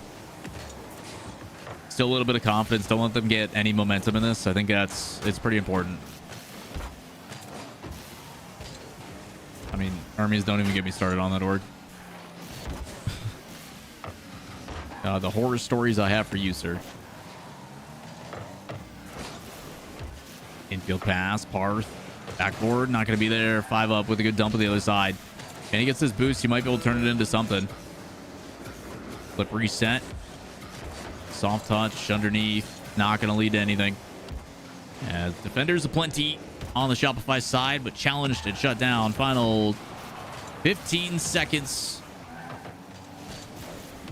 Pirates on a boat again, gonna bring us to 4, but can they bring us to 5? That's what we're all wondering, as it seems like they've found a little bit of a strategy that works here.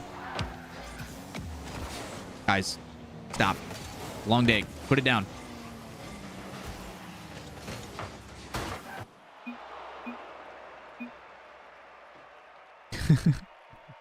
Yeah, Horizon.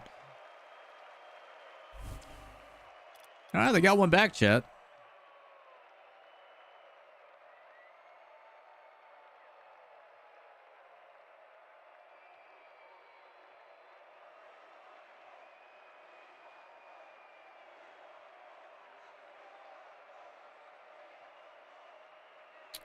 Do you guys want to just say game 3 up there and like count the games, or do you want it to just say that it's a best of 5? Y'all have a preference? Like top middle, right? Where it says game 3 best of 5. Now it says game 4. You guys want it like that, or do you want it to just... You like the game 3? Okay. I will do that then.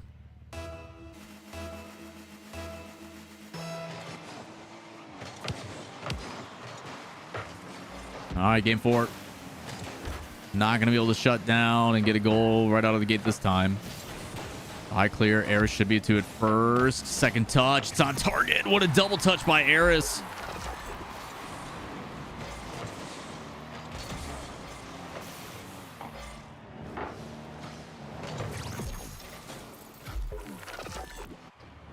Good pass up and let the boy cook. Big 50s. And again, here we go. Another high touch. Feed him the rock. Double touch. That time on target as well, but a body in the way. It's a good save. As ARIS trying to do it again off the ceiling. Hard touch. Andy able to keep it in. It's going to be up to 5 up. Trying to low 50 it. Low boost and trying to force out some defense. It's a demo, and that should provide a little bit of time for Rebellion. As this touch, not the greatest. Doesn't matter. Defense from Pirates on a boat. In coverage, ready to go. That one plays the other way. Trying to center it back into the midfield. ARIS with a good touch. Gonna have to rotate out. Andy versus 2 in the midfield. Wins the 50. Another neutral touch. 5 up. Curious on how he's going to play. He's going to go sidewall. Sides to opt for boost and rotate back through. So playing a little bit more defensive now that they have the lead.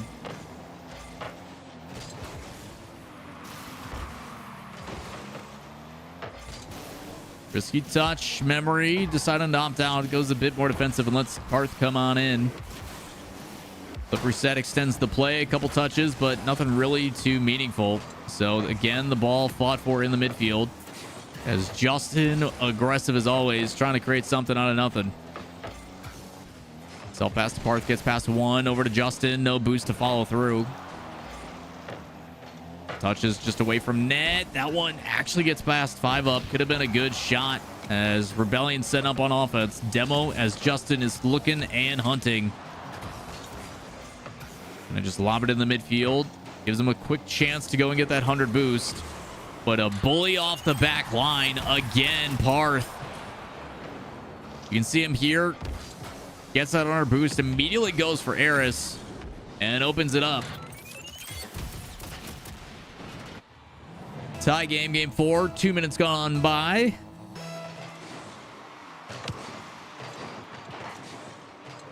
Kickoff goes to the back left, but popped high, not able to follow through because he's dodging a bump attempt. But 1v2, it's up to Memory. Does his job just fine.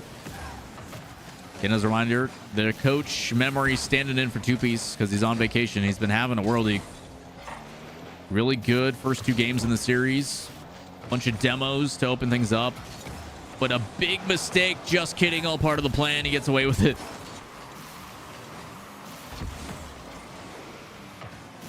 Good redirect. Not on target, though. As Parth opting to play that back towards Justin. They are able to keep their possession.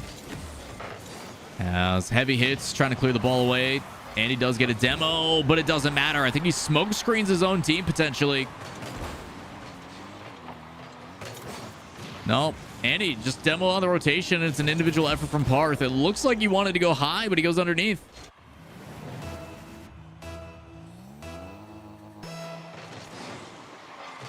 Also, according to chat, Space Station just swept G2. So G2 in kind of a sloppy situation ends up losing to Dignitas. And then in the immediate series after gets swept. Wow. I mean, Space Station's not a bad team by any means. And they've been playing pretty chaotic. So I guess that makes us feel a little bit better about the loss.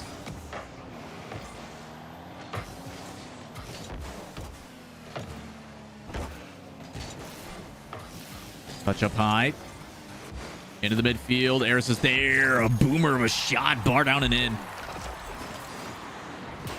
Ruden's Alpha Cap. They're on break now. They're not playing right now because they just lost. So they gotta wait.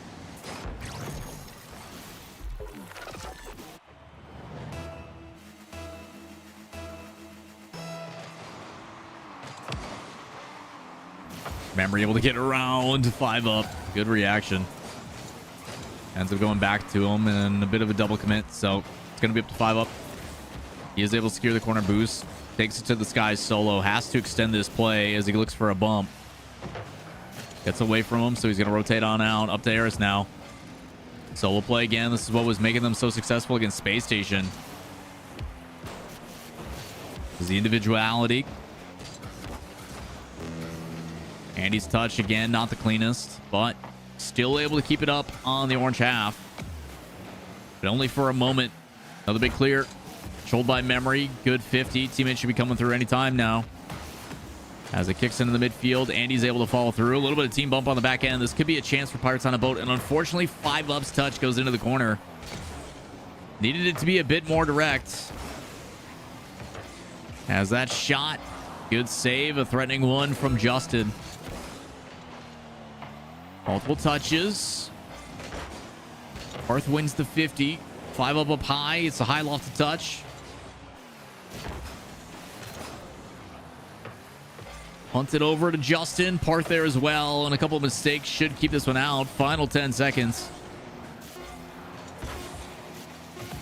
Good passing play. Cut off well by ARIS. This one pops into the midfield. Big clear downfield. And Rebellion happy to just send it right back. Shopify opting to keep it up. 0 second time to play with. He gets bumped off the play. ARIS can't get that pass over to his teammate. And we go into yet another overtime. Will Pirates on a Boat have an answer? Or will Shopify go 2 on the day?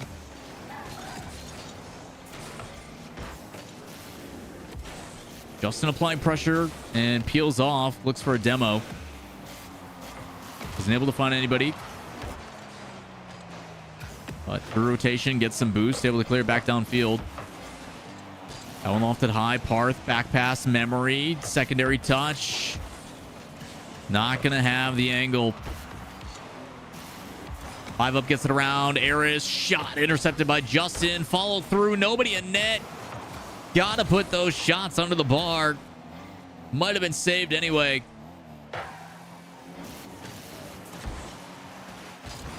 Plays haven't quite been there for Andy today. He's had a couple crucial moments, but touches a little bit sloppy. Someone who's gotten to play alongside Andy before in tournament, I know he is significantly better than that.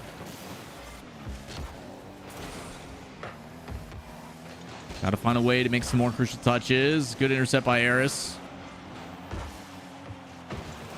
FiV3UP going for a dribble. Andy behind ARIS as well, setting up for the play. The fake challenge forces the pop, and nobody going to be there to intercept.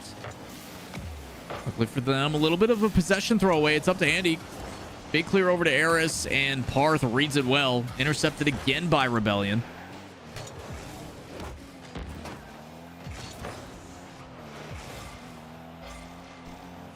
Andy with low boost, trying to get up high, trying to put away. It isolates ARIS on the defense. Able to make a crucial save. Challenges backwards towards it. Andy trying to delay this one as much as possible. And he's trying to get around it. He wants to put that shot on target. Good 2 touches. It's a demo. It's a wide open net. Andy could be the hero. We go to 5.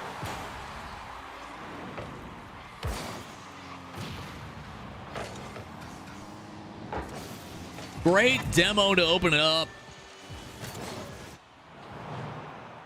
There's that first touch on the left wall, the self pass, and then got it past the defender.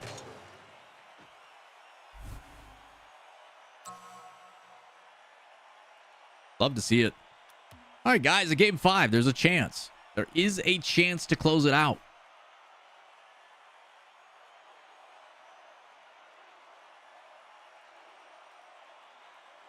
It's been well fought, though. Both teams.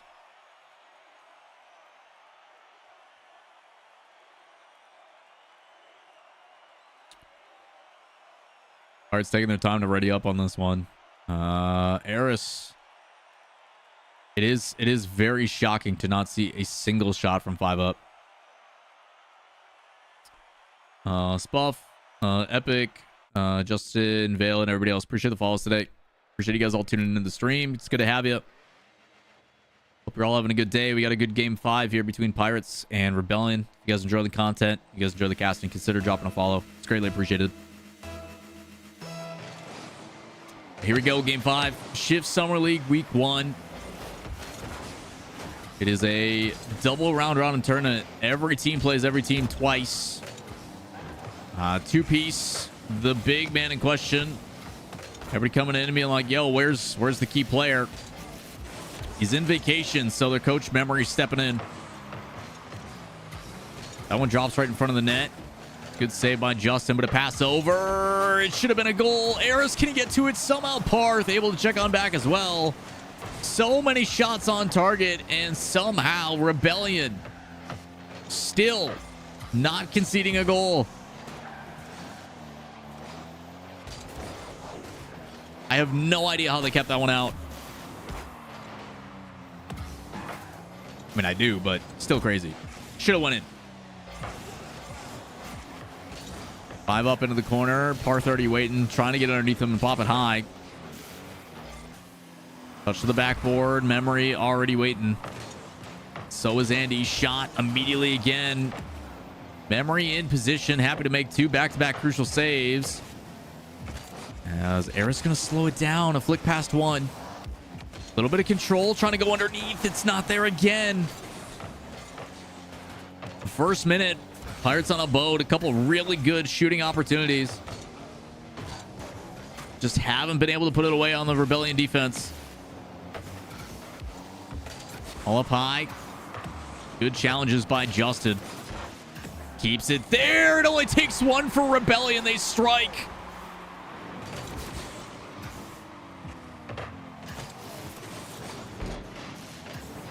My goodness. All that effort from Pirates on a boat. Again, 6 shots to 1. And it's Rebellion with the lead. Awkward back pass. Andy. It's 50'd in front of their own net. And even with the efforts, Not sure what ARIS's intention is there. Obviously, he's rotating back towards his own net. Maybe he wanted to pass it off the ceiling, drop it down to his teammate for a quick counter, but he gets punished. FiV3UP racing back towards net. Wanted to get that corner boost. He did succeed. So you see Pirates up on offense off the back line. Memory and Justin coming together. Pinches it up a little bit high. Justin with plenty of boost. Able to make that save. Has to rotate back and get some more. Pirates doing everything they can. It's actually a mistake from FiV3UP. Can't connect. So into the empty space. It's up to Parth. Parth's not aware that he doesn't have any boost. Can't do anything with it. Second challenge from Andy. Trying to get on and through his rotation out. This one up high. Justin does it again. Parth gets it from the sidewall and passes it over, but Justin with the beat and that secondary touch to push it past the defender extends their lead to 3 at half.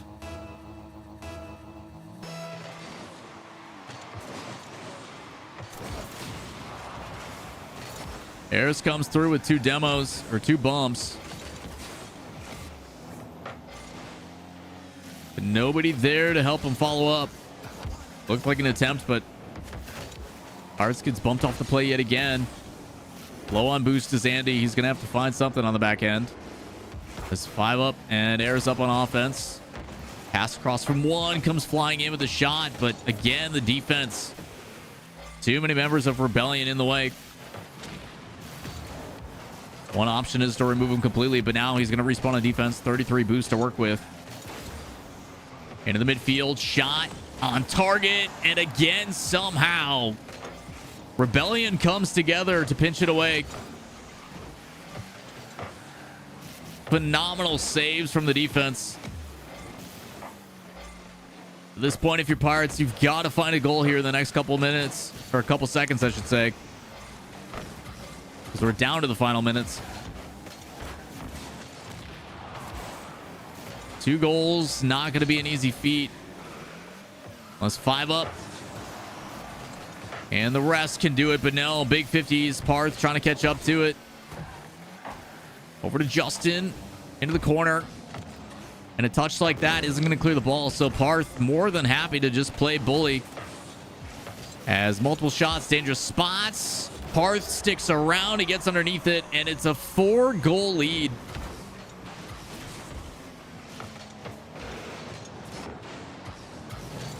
A bit to be expected when the team's touches are 1 being canceled and 2 not going downfield.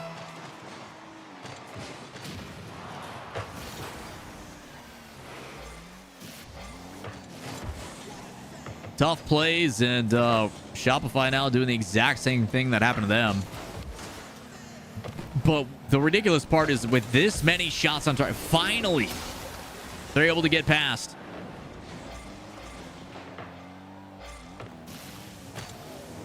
Can't imagine what the guys are going through. I mean, the reality is sometimes when you're playing against teams, no matter what you do, no matter how good a shot, they just save everything. It's just infuriating. Mentality-wise, it is so frustrating. You know, we talk about it here and there, but Rocket League is one of those games that is one of the most punishing. There's no comeback mechanic. There's no, hey, this thing, if you do it right, you know, you'll be able to slowly inch your way back. Like, you either score goals or you don't. Simple as that. You can have great offense, sustained, ton of shots on target, but unless you score, it means nothing. And unfortunately for Pirates, that's the case here in Game 5. Bunch of shots on target, a lot of pressure, but only 1 able to find the back of the net. As this one gonna hit the ground, you can see the frustration. And Rebellion able to hold on in 5.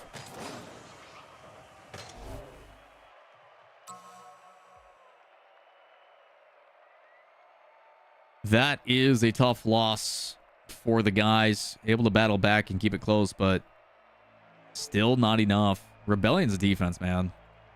Frustrating. The other rounds in round 5, Incorrect beat Gen G in 5 and has now taken down Dignitas 3-1.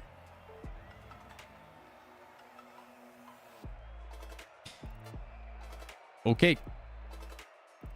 Incorrect has gone to 5 against Space Station, Shopify, Gen G, and they have 3-1 Dignitas. The only team that they haven't gone to 5 against is OG, who 3-1 them. That is crazy. Space Station swept G2.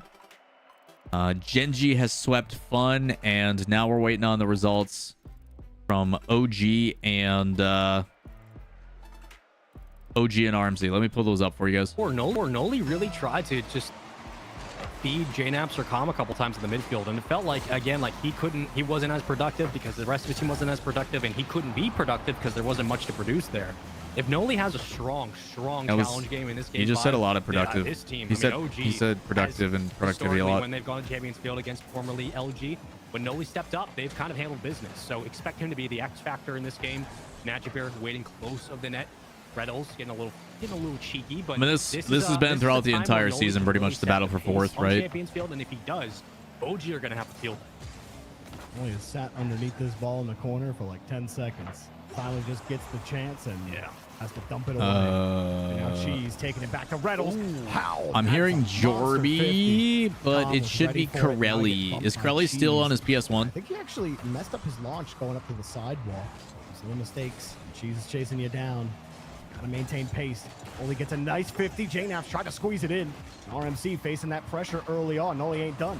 Trying to reload, but the gunpowder behind him deleted. Calm has to respawn, and JNaps has to buy time here for OG. If you're OG, you got to capitalize on this counterattack. You have to score here. Once you have pressure onto RMC, you must execute. Still streaming from the Samsung Bridge. RIP. I know Curly has internet issues and like data caps, so keep Magic Bear either low in the post, or when he rotates out for boost, he flies in and makes a diving save. If you're OG, capitalize on that low boost opportunity, put another goal through, and make it difficult for RMC to work that counterattack down the field. So far, though, RMC have done a nice job of breaking out. That has been a big criticism of this team as the season went on. They struggled to break out of long stretches of offensive prowess. OG should win this. Teams like G2 and Gen G. But this is just a great response downfield. A long clear from You're Magic welcome. Bear, and a setup for a double tap. You're welcome. Excellently.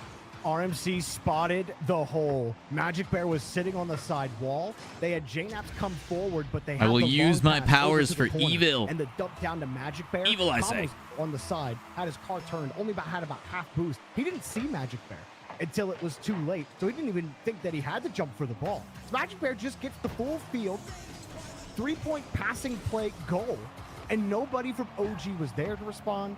Was nobody able to good patience on the back end? Did nobody on OG believe that Magic Bear was going to be able to work that ball as well as he did? One of these things is true for OG.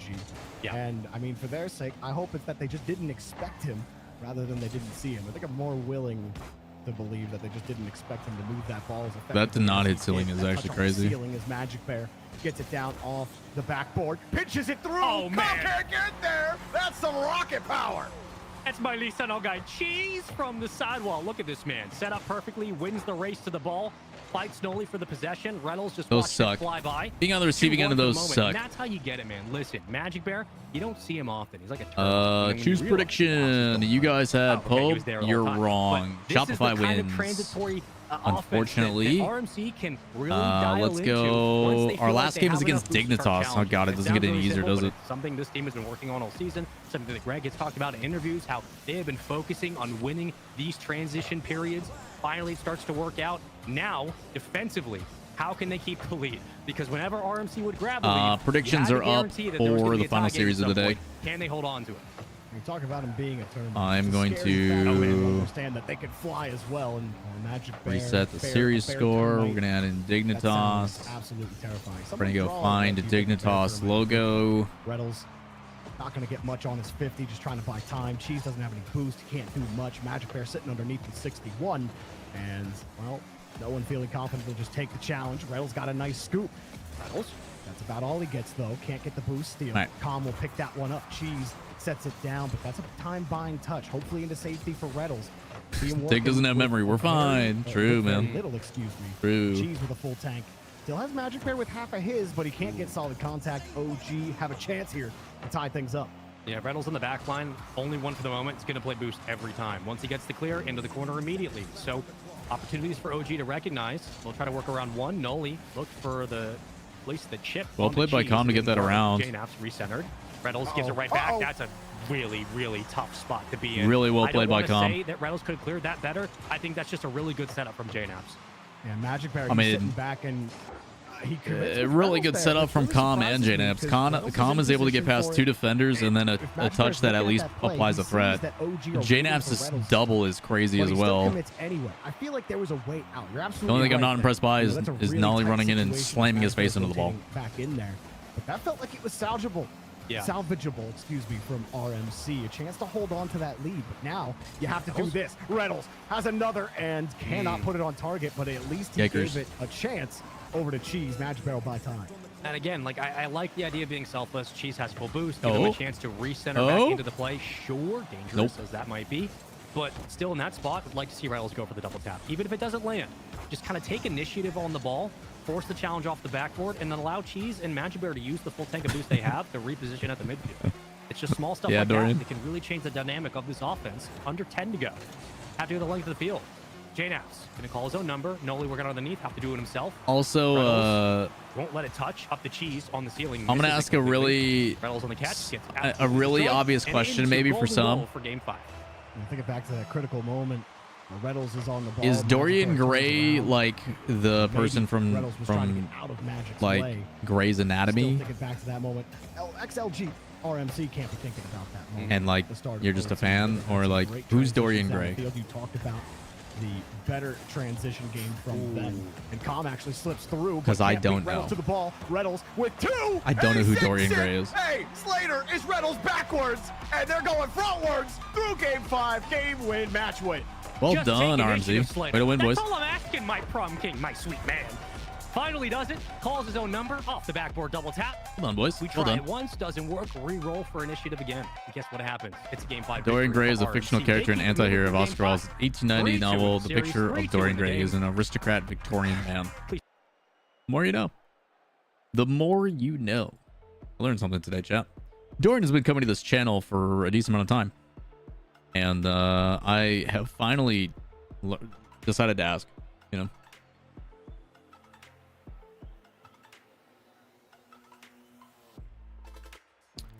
What is Dorian Gray known for?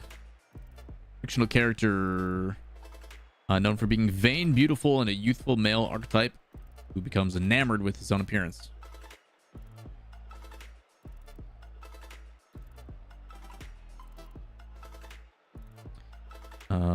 Known for adopting the tenets of the new hedonism, hedonism,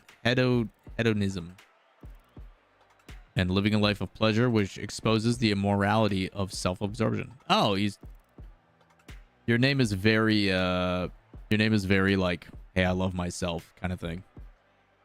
It's cheeky. I respect it. Whether that's your intention behind it or not, don't matter.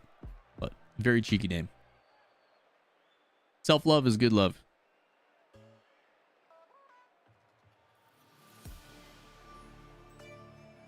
Ma'am. All right, chat. You know, Squally Dragons. Nice. All right. That should be round 5. It is. All right, we go to round 6. Last one of the day. We've got Pirates on a Boat against Dignitas up next here. Genji OG. Rebellion Space Station, G2, LG, XLG, and Incorrect Fun. All the heavy hitters playing each other to end the day. Nope.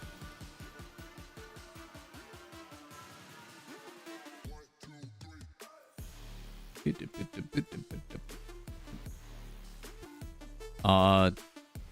is ooh la la hey, Lawler. that's very kind of you. First gift to the channel, Dorian Gray's lover. Greatly appreciate it. Way to snipe Damio. Thank you, thank you. Much love. Greatly appreciate it.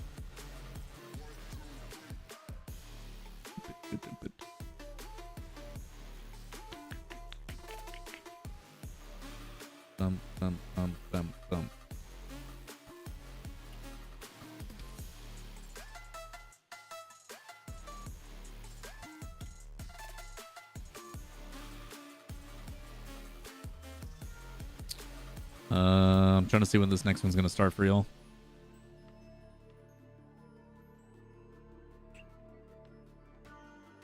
No details just yet.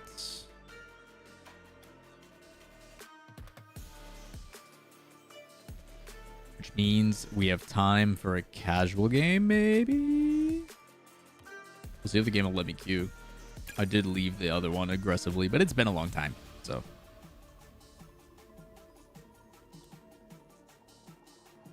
Chat, as a heads up too, probably no stream tomorrow. We're going to focus on doing some content stuff behind the scenes because we've been casting doubles the last 2 days, and I need to rest the voice.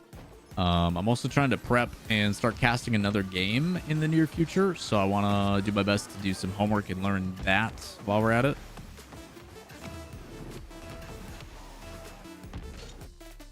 Alrighty. Cheeky little casual game. Do we get to know a game? Yeah, it's called Supervive. It's made by former like League of Legends and Valorant devs. They're like former Riot and in that kind of area.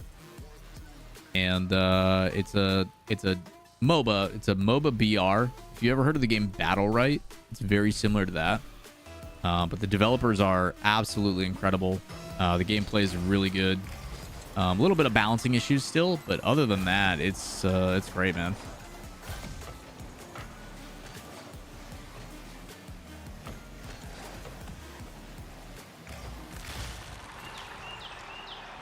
Yeah, we starting in August, I'm gonna try to do some of the community tournaments and get some casting reps in, and I would like to play the game a lot more just because it's in my opinion the best way to learn. But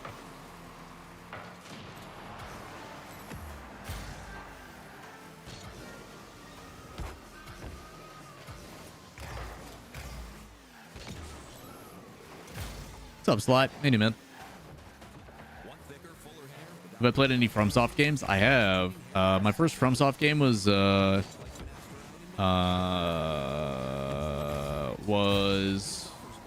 what's that game called?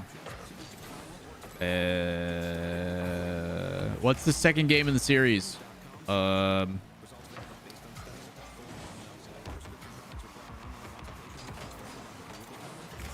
can't I think of the game? Prepare to Die edition. What's the title of the game?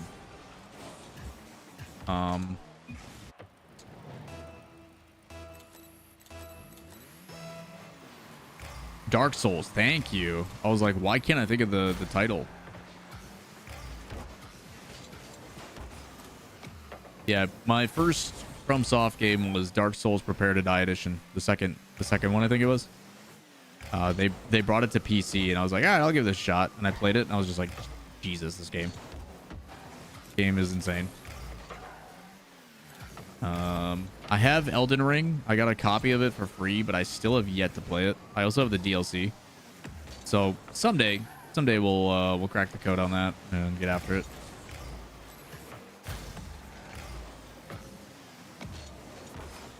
That's a goal. I challenged that way too aggressively on me. My bad.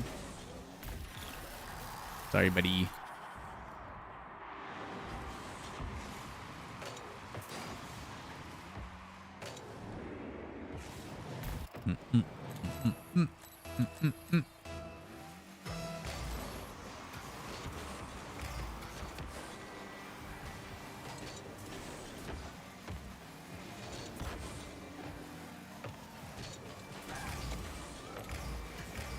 Boop.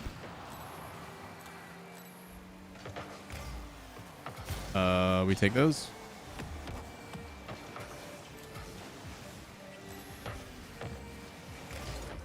Thanks. Don't turn on it. You don't want to. Told you.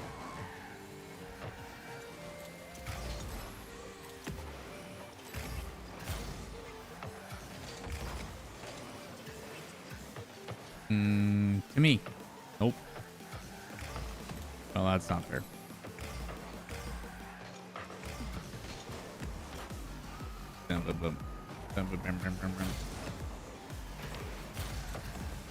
Boop.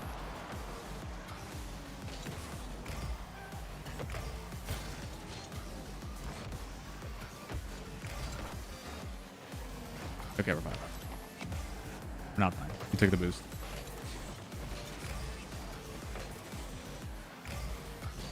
Eh. Okay, we got it. Been playing too much Sekiro. Which I hear is amazing. Most people say Sekiro is like the best one out of them. And it's the only one without like a DLC, right? If I remember correctly. Nice. Good pick.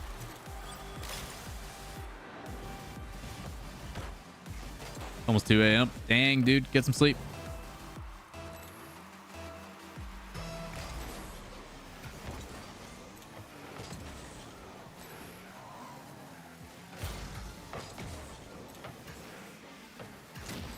Bye-bye.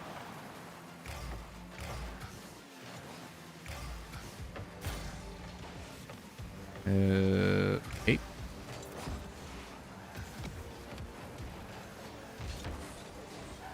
I was supposed to be a setup for my teammate.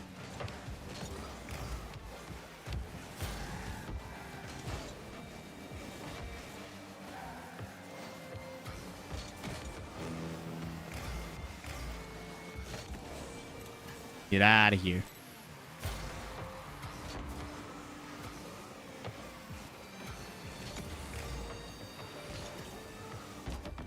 Yeah, I pre-jump you.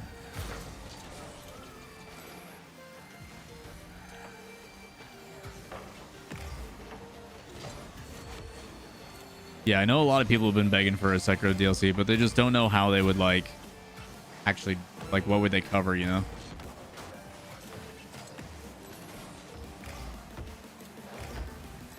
Trying to get out of that dude's way. That's a free shot. This guy's just chasing me now. Man got demo 3 times and he's on tilt.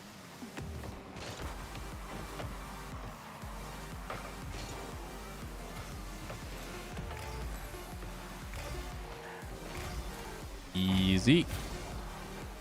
I could have pre-jumped that, but I won't.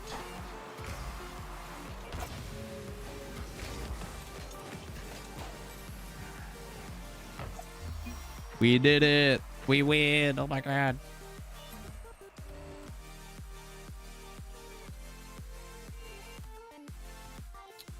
Just to leave the game alone if it's beloved. Yeah, and I think you can leave the game alone, but like people want to keep playing it, you know, and additional content. Like you got a game that people love, put out some new storyline or something, you know, just some one-off DLC for like 10-15 bucks. People play the heck out of it, make a bunch of money. You never know. Easy dubs. Yeah, I mean it's casuals, so House Wiffendor, love it. I should be on that. Actually worked out really well. I shouldn't have gone for that.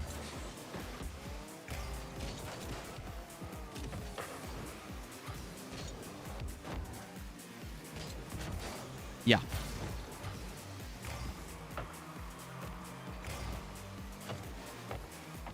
One more.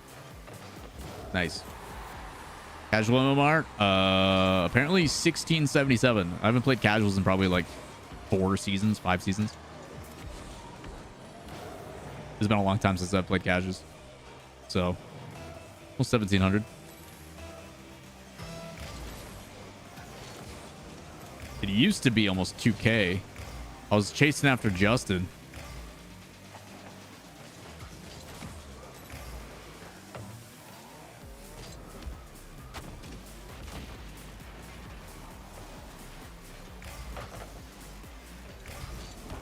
I tried to pass that over to him. That's my bad.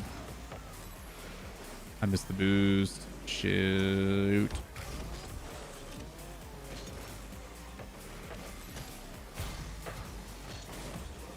I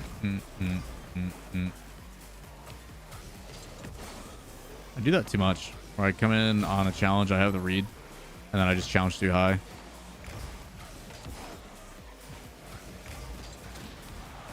Good demo. They traded.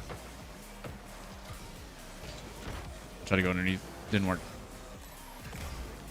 Lobby's up.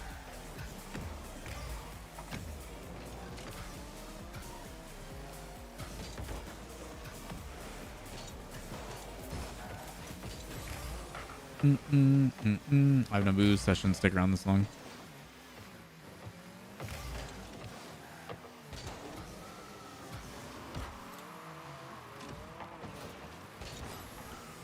Do do do do do do do.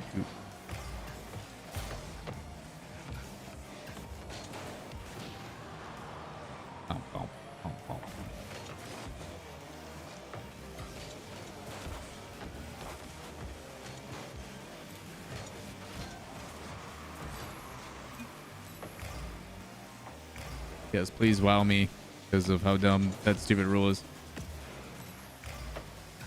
I hate roll. I hate roll 2. I think it's so dumb. Yeah, no curse. Bye-bye. I don't know when we're starting this game. I should probably get into it, though.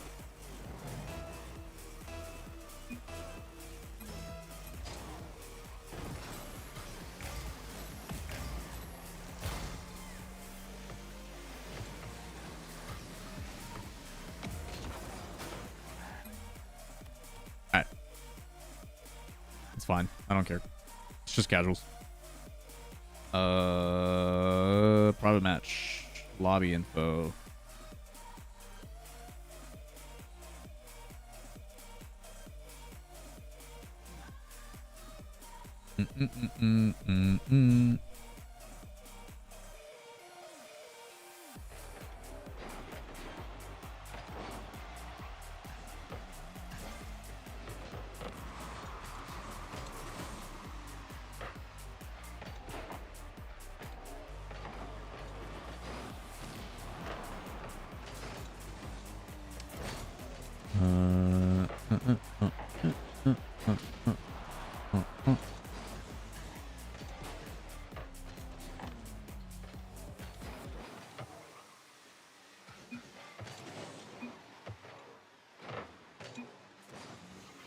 At 11 a.m. Pacific. This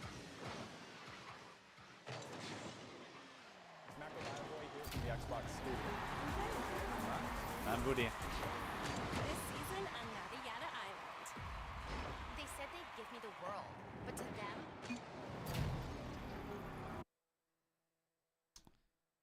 And you can tell people are not comfortable on camera sometimes, and it's big silly.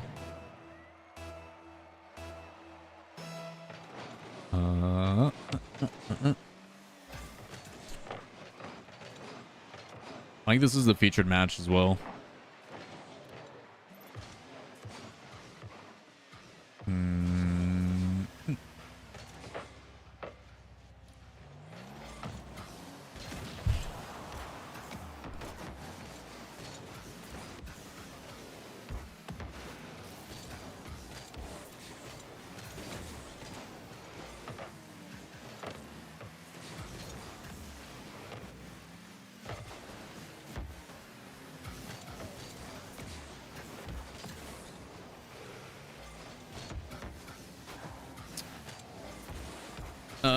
Sounds good, Alter. Thanks for hanging, bro. Thanks for seeing. What's your go-to weekend meal? I don't really have a weekend meal. Some sort of protein, rice, chicken, veggie, something, you know? Pretty common. Let's see. A weeknight meal. You can get like some sort of salmon, like a flavored salmon with like a Szechuan green bean is a vibe. And rice. What else? Doing like a pasta dish with like a Cajun chicken. I usually will do like I'll cut up like 2 chicken breasts and season them pretty well with like garlic and onion, pepper, salt, usually like almost like a brown sugar and like a mustard, and have those two kind of counter each other. If you can marinate it and do it overnight, it's even better.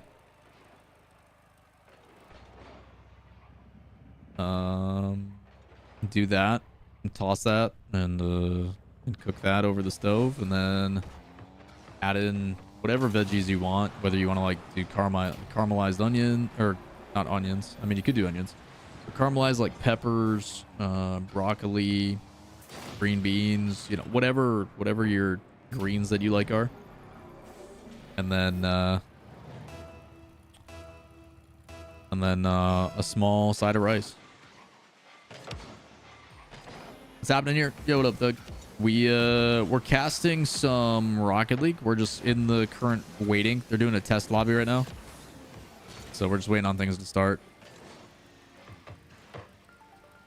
Marinate salmon in mustard, brown sugar, onion, garlic. Sounds pretty nice. I would recommend doing chicken for that. With salmon it doesn't work as well. You can do like a teriyaki salmon. But yeah, I would do do mustard, or if you want to go the opposite route, you can do mustard with like brown sugar, mustard, onion, garlic, salt, pepper, paprika, maybe a little bit of Cajun if you want a little bit of spice to it. But put those with 2 chicken breasts, whether you dice the chicken breasts or if you want to leave them whole. Put them in a plastic bag, like a Ziploc bag, and you know, really rub it in thoroughly and let them sit in the juices and stuff. Let that sit for 24 hours. The longer the better. And then you can cook that, and big yum. And then you just do that with whatever you want to do for a veggie and a little bit of rice.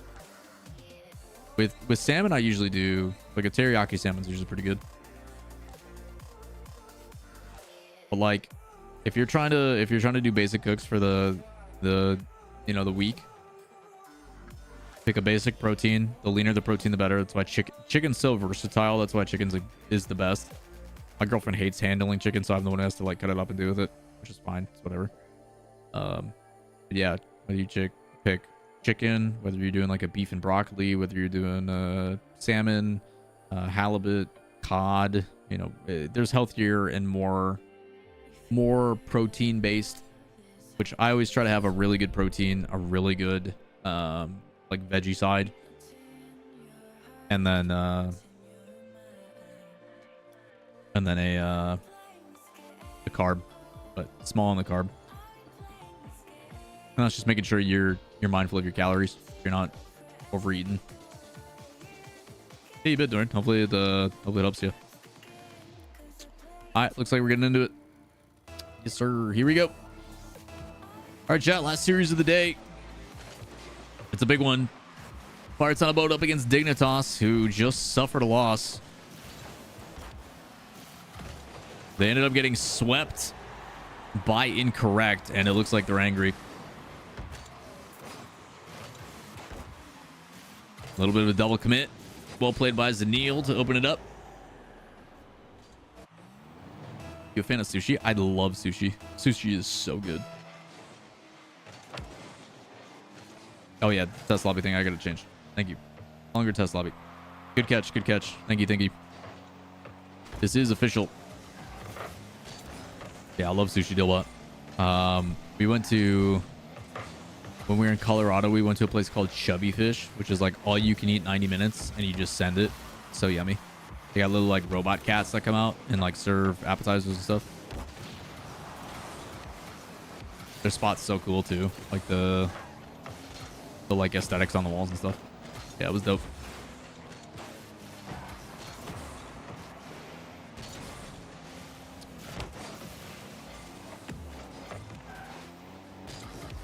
Zanil was about to say off the back line, challenged aggressively by ARIS. Andy trying to play that one slow as well. Saw FiV3UP try to pre-jump and get to that sidewall as quickly as possible. Wanted to be able to set up his teammate, but secondary touch a little bit awkward. It ends up being a back pass and goes wide. Controlled play so far from Pirates. Waiting for that opportunity as they work cross field. See Arsenal is hunting for demos. Plenty of boost.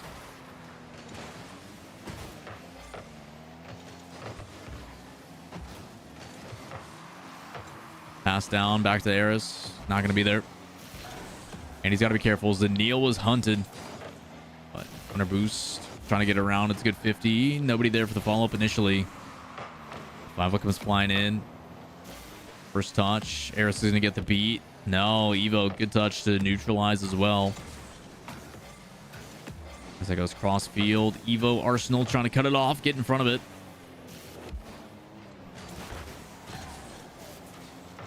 Again, first 2 minutes, a little bit ugly play from both teams, if I'm being completely honest. Hasn't really been any sense of consistency in the rotational play. But a good cut through. What a chow by Zanil. Again, he goes for the double, ends up rolling out of it. Puts a shot on target, but he still lands on that back wall. Comes back in and makes something out of it. Hard stuck GC1 for like 2 years. I think I peaked. I mean, depends on what you're focused on, man. Most people in the GC, they don't really strive for improvement. It's not like you're, you know, hard focusing on mechanics or, you know, trying to do crazy flip resets or game sense or replay out, you know, whatever it may be. Oh my god, please go in, guys. When goals like that don't go in and then you get countered on it, oh man, just go next. Go to game 2.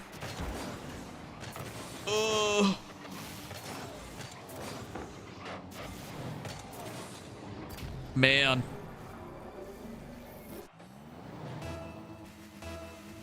That one hurts.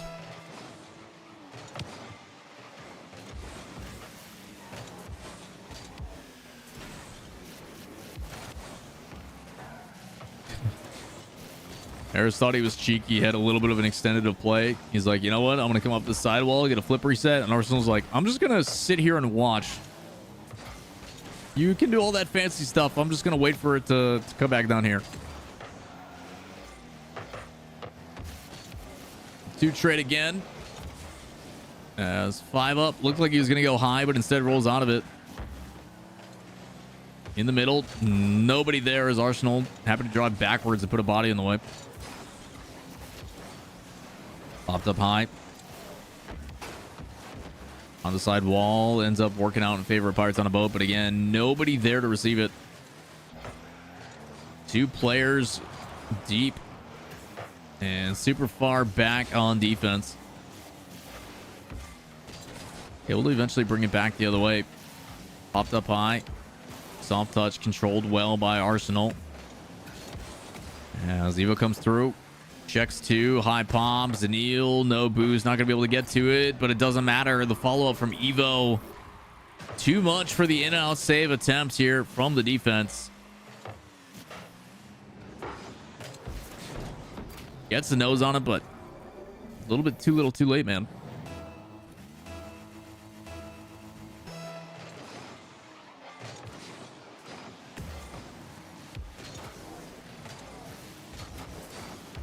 Andy air dribble pass 2, but Evo plenty of boost. Even with the challenge, it's going to work out. ARIS goes flying high, trying to recover off the ceiling as he gets launched the other way. Comes sweeping through, trying to find a demo. Does not connect. So Andy, a little bit of an awkward bump, does manage to connect with Evo. And I like the breezy attempt, trying to provide a little bit extra height to get on past. Dorian, it's me. I'm the mod.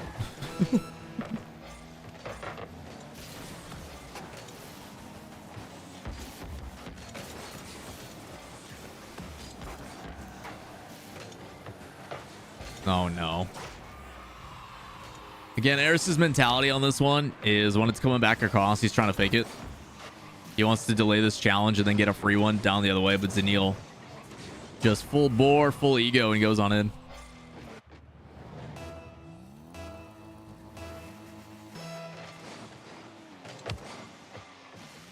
$50 kick back to Andy. Pop over 1, but played up into the ceiling.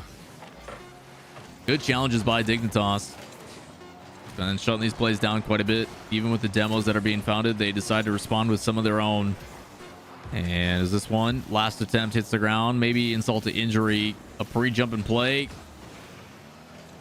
Off it up high. Could have been another goal, but glad it's not. And we go to game 2.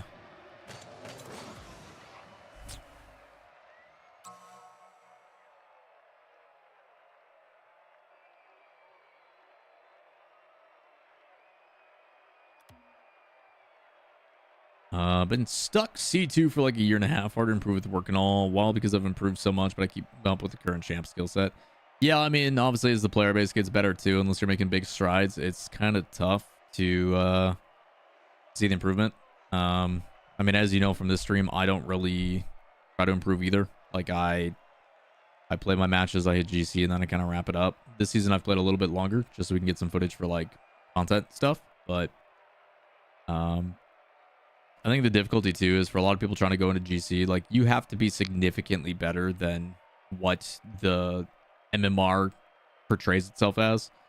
There is a lot of people smurfing and boosting in that rank because everybody wants the title. So I can tell you in like my most recent like rank session that I was playing, I think it was like 14 out of 20 games had smurfs or boosters in it, or brand new accounts, or you know, huge MMR disparities where guys like, hey, I'm 1100 MMR and my teammates like 14, 15 or something like that. And it's like, oh, you're clearly, you know, you're clearly trying to get a little bit of a leg up. And sure, you can chalk some of that to like,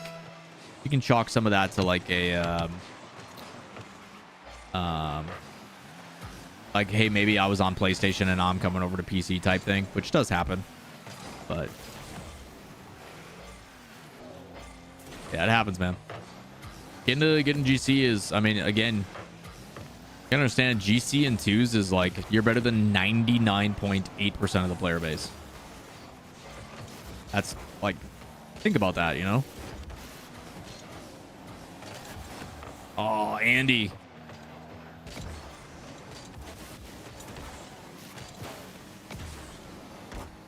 What I do with ARIS, that pre-flip, trying to cover the clear from Arsenal. It's a little bit too far away as Neil comes flying through. He has the double, but Andy puts a body in the way. Should be a good clear.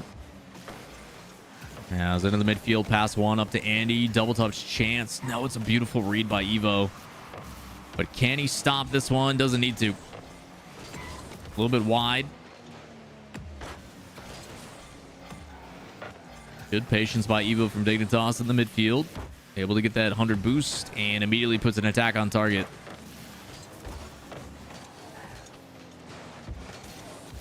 Down the line. Good control. And FiV3UP with a little bit of swagger on this one. It's a good challenge in the corner from ARIS. FiV3UP gets a pop past one, and luckily for him, Zadil, not enough boost to catch up.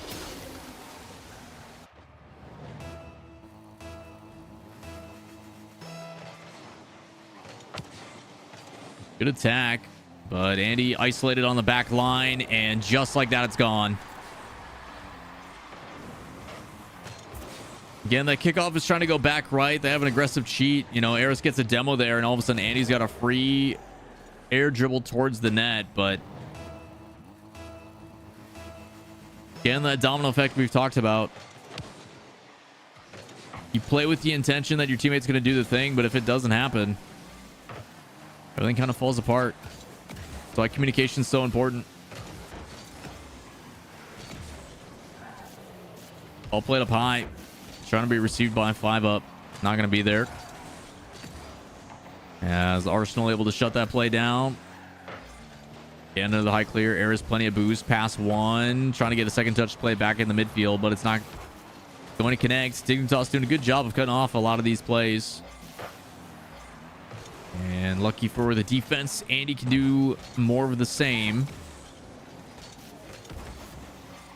Just trying to set up a play, gets bullied off, but still has the recovery. Be able to get there. FiV3UP also knows, hey, with Evo here, I got to play this one a little bit slower. I got to delay this challenge a tiny bit and hope that it hits him first and then bounces out the other way.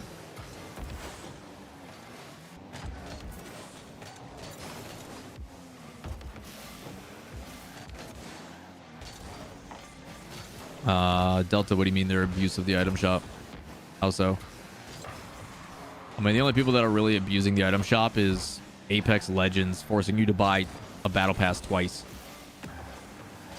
They literally changed their pricing in Apex Legends, where it used to be like $10, and now they're like halfway through the season you have to do it again. RMC up 2-0 on G2. Man, it's happening to everybody today, man. You know, looking back and reflecting on how today's gone between jobless stuff and everything else, please keep that out. Thank you, boys. Good job. 5 up. One more. Oh, if he would have been able to shoot that. But it just seems like everybody's going through it right now. I don't know if everybody's just out of practice because they've been taking breaks and stuff, but seems like everybody's getting a little bit of piece of the pie. It's gonna make week 2 rounds, you know, rounds 7, 8, 9, 10, 11, 12 very, very interesting.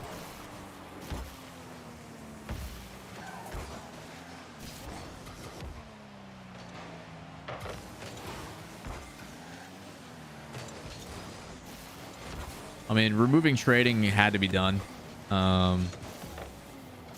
Realistically, Rocket League was never set up for trading because of the ecosystem. Like, again, the reason why trading works so well in Counter-Strike is because it's for real money. You know, the economy has actual value. You know,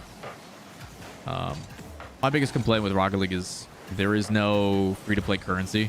You go look at all these other games, right? League of Legends, Apex, so on and so forth. If you want to earn the best items in the game, the coolest cosmetics, you can do so by playing. Obviously, it's way easier to just buy it, but like, if I play enough Apex and I open up enough free packs from leveling, you know, and playing the game, I can get enough currency to open up an item that has value, right? That's a rare or whatever. And in Rocket League, we don't have that. We don't get like 13 of any. You know, is by playing a game, you don't get a currency that you can use to unlock blueprints. Like, blueprints are just purely like, hey, you have this item. If you want this item, spend money on it. But there's no way to get those items for free, which I think is really problematic, you know, because the game's untradeable. Like, having cosmetics doesn't ruin the economy or anything like that. So, like, something like that should be implemented. I think it'd be really helpful. At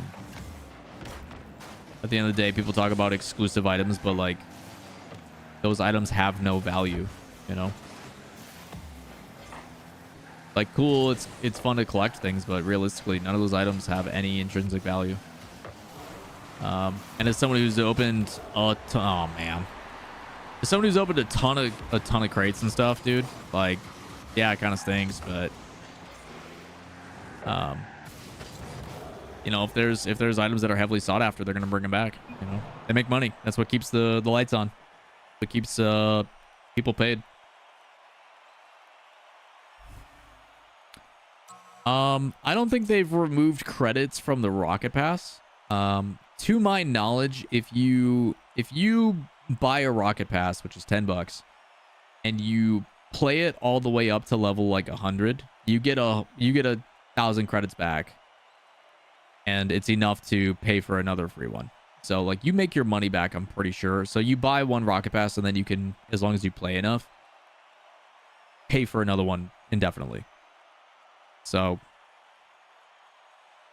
I think that's kind of like, that system's good, you know?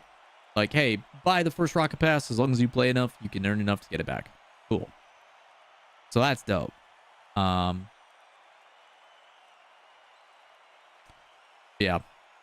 Not having any like in-game currency, in the sense of like, they would have to make a new currency, whatever it's called, and it would have to be significantly less. But like, hey, if 22 credits to unlock a painted goal explosion, it should be like 15k gears, or 15k wrenches, or, you know, whatever car themed thing they want to do to unlock a blueprint instead, you know?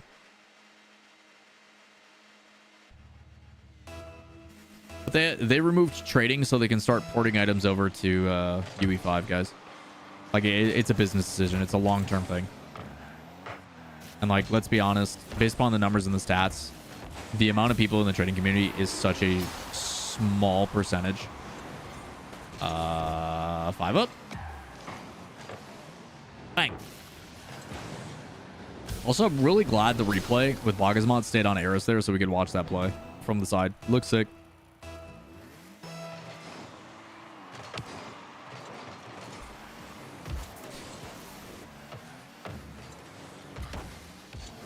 Controlled by Andy. Good 50.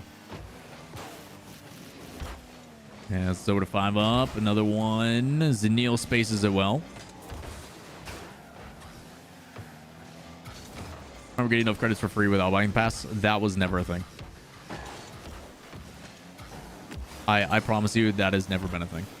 You've never been able to get enough credits to buy, unless it was in challenges. Maybe they did that in challenges. They gave away credits at one point. They've done that a couple times.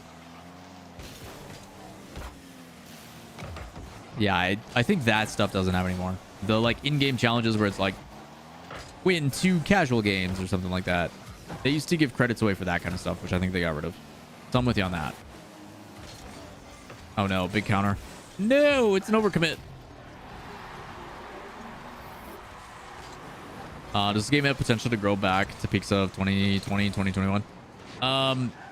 You gotta understand that free to play and everything else was like for every game, not just Rocket League, like historical records. Because it was not just the fact that the game went to free to play, so like that uncapped a lot of the initial hesitation. People don't have to spend $20 to see if they like this really difficult game anymore. But you also had COVID going on, so everybody was stuck inside. And like, trust me, as someone who is crushing it on YouTube during that time and making serious money, our numbers have never been there. But there definitely needs to be a huge injection of casual player base again. Rocket League is definitely missing that. You can even see it in Twitch viewership, where Twitch viewership just isn't what it used to be. You know, even during peak hours during the day, Rocket League only has like 4,000 people watching, and like 1,500 of that is through 2 people. You know, there definitely needs to be an injection. There needs to be something different, and I think the difficulty is, as a developer, do you focus all your efforts on UE5 and just come to terms with that? Or do you spend time making more custom, unique game modes that will entice people? You know, what do you do? So, I don't know. I think it's a tough conversation. I think personally, the esport itself is going to do very well, in my opinion, in the next like couple of years here. I think there's some really exciting things happening. God, what a bump play again.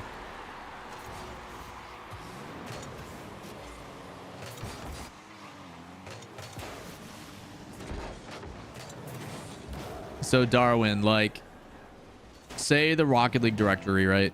There's 5,000-6,000 people watching Rocket League. Person 1 has like 800-900 viewers. Person 2 has like 7. Person 3 has like 400 or 500. And then, you know, the next person down has maybe 100 to 80. The next person down has 70 to 80, and then like it trickles down very quickly from there. But yeah, I mean, shoot, look at the directory right now. I mean, prime example. Oh my gosh. You look at Rocket League right now, there's 14,000 people watching, and it's because of the esport. There's a bunch of watch parties, everybody watching the esport and doing stuff there. Outside of that, you don't have too many people watching casuals unless it's a pro, which used to not be the case, you know?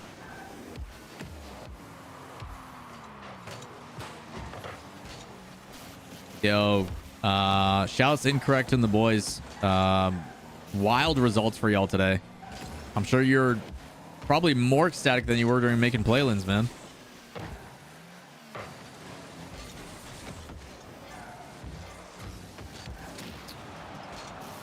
Dignitas holding on to their lead quite well. Good pressure as well. ARIS just trying to get behind it.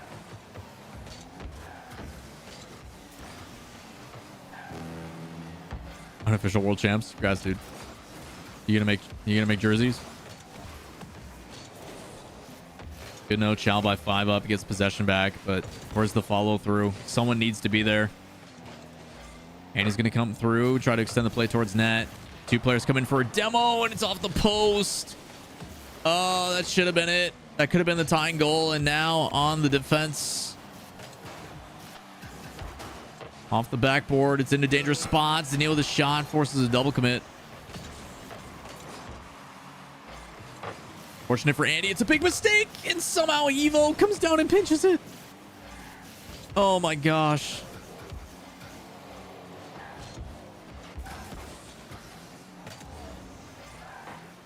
Oh man.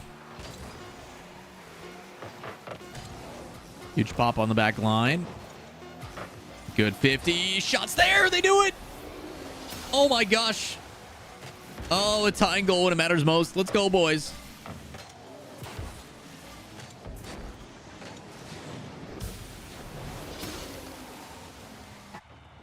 Oh man. Oh boy. Come on.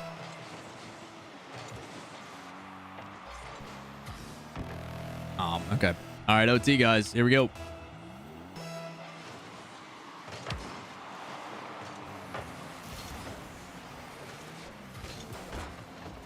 Good control play by Andy. He's going to split it between two. Plays it downfield. 5 up, having to read the touch. Goes aggressive and forces it high. Would have been a good one, but Arsenal was able to get boost, and it's a big save on the goal line. Evo able to cut it on through. Clean challenges on defense for Pirates on a boat to clear it out. Immediately shoved back in. Arsenal gonna deny the boost, get it past 1, make it past 2. It's a bump play. Gotta find a way to extend this downfield. Actually, slight mistake from Dignitas as this one comes around. Zanil 100% boost on the back line. And unfortunately for 5 up, cheated up really far.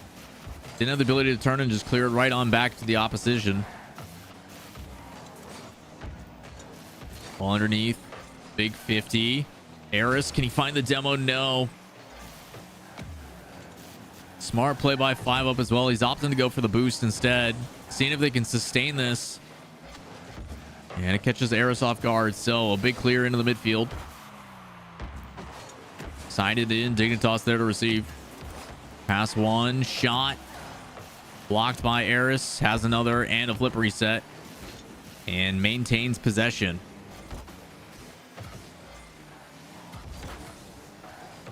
Good challenges and sidewalls denied constantly by Dignitas.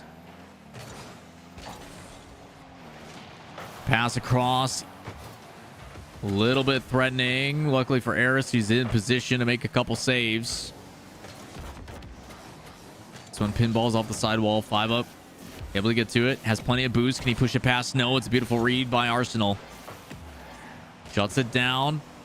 And they can't quite catch up to it. It's a wide open net. The shot is there. ARIS with a save.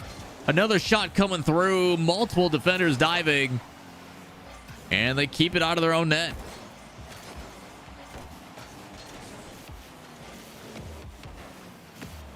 Their dribble drops straight down. Evo almost has the goal.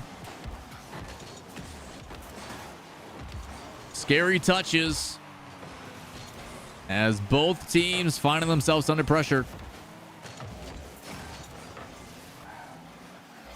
Hits the corner. Zanil underneath.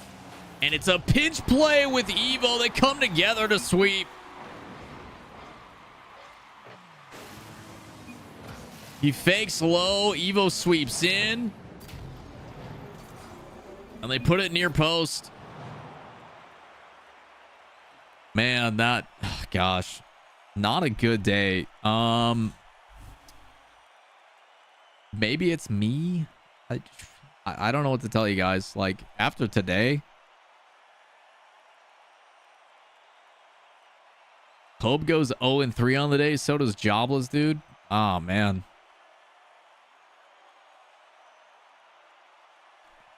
Big contrast from the days. Big contrast.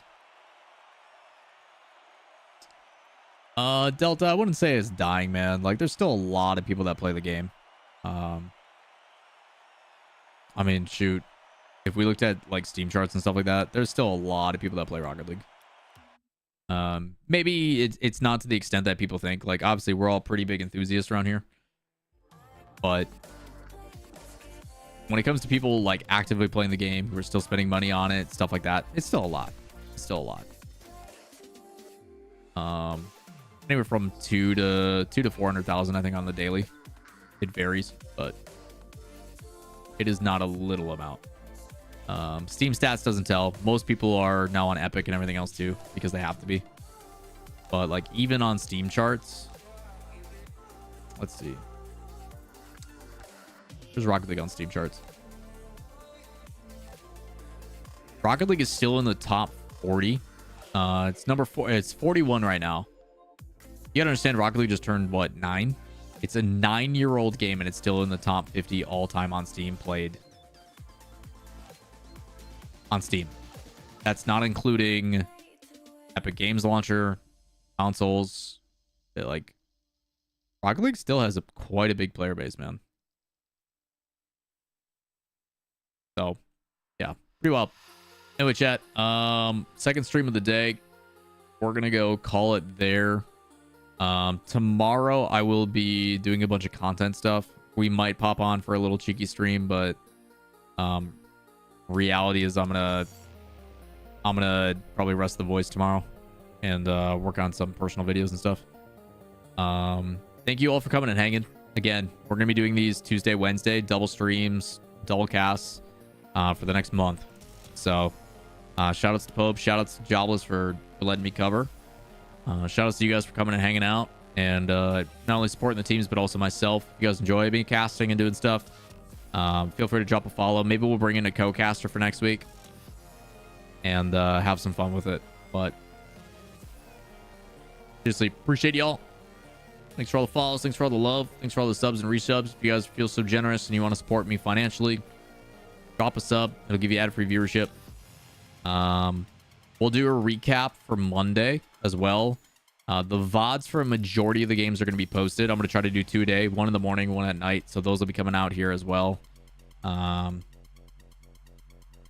Pretty regularly. So shout outs to Shift for putting the tournament together. Always a super fun time.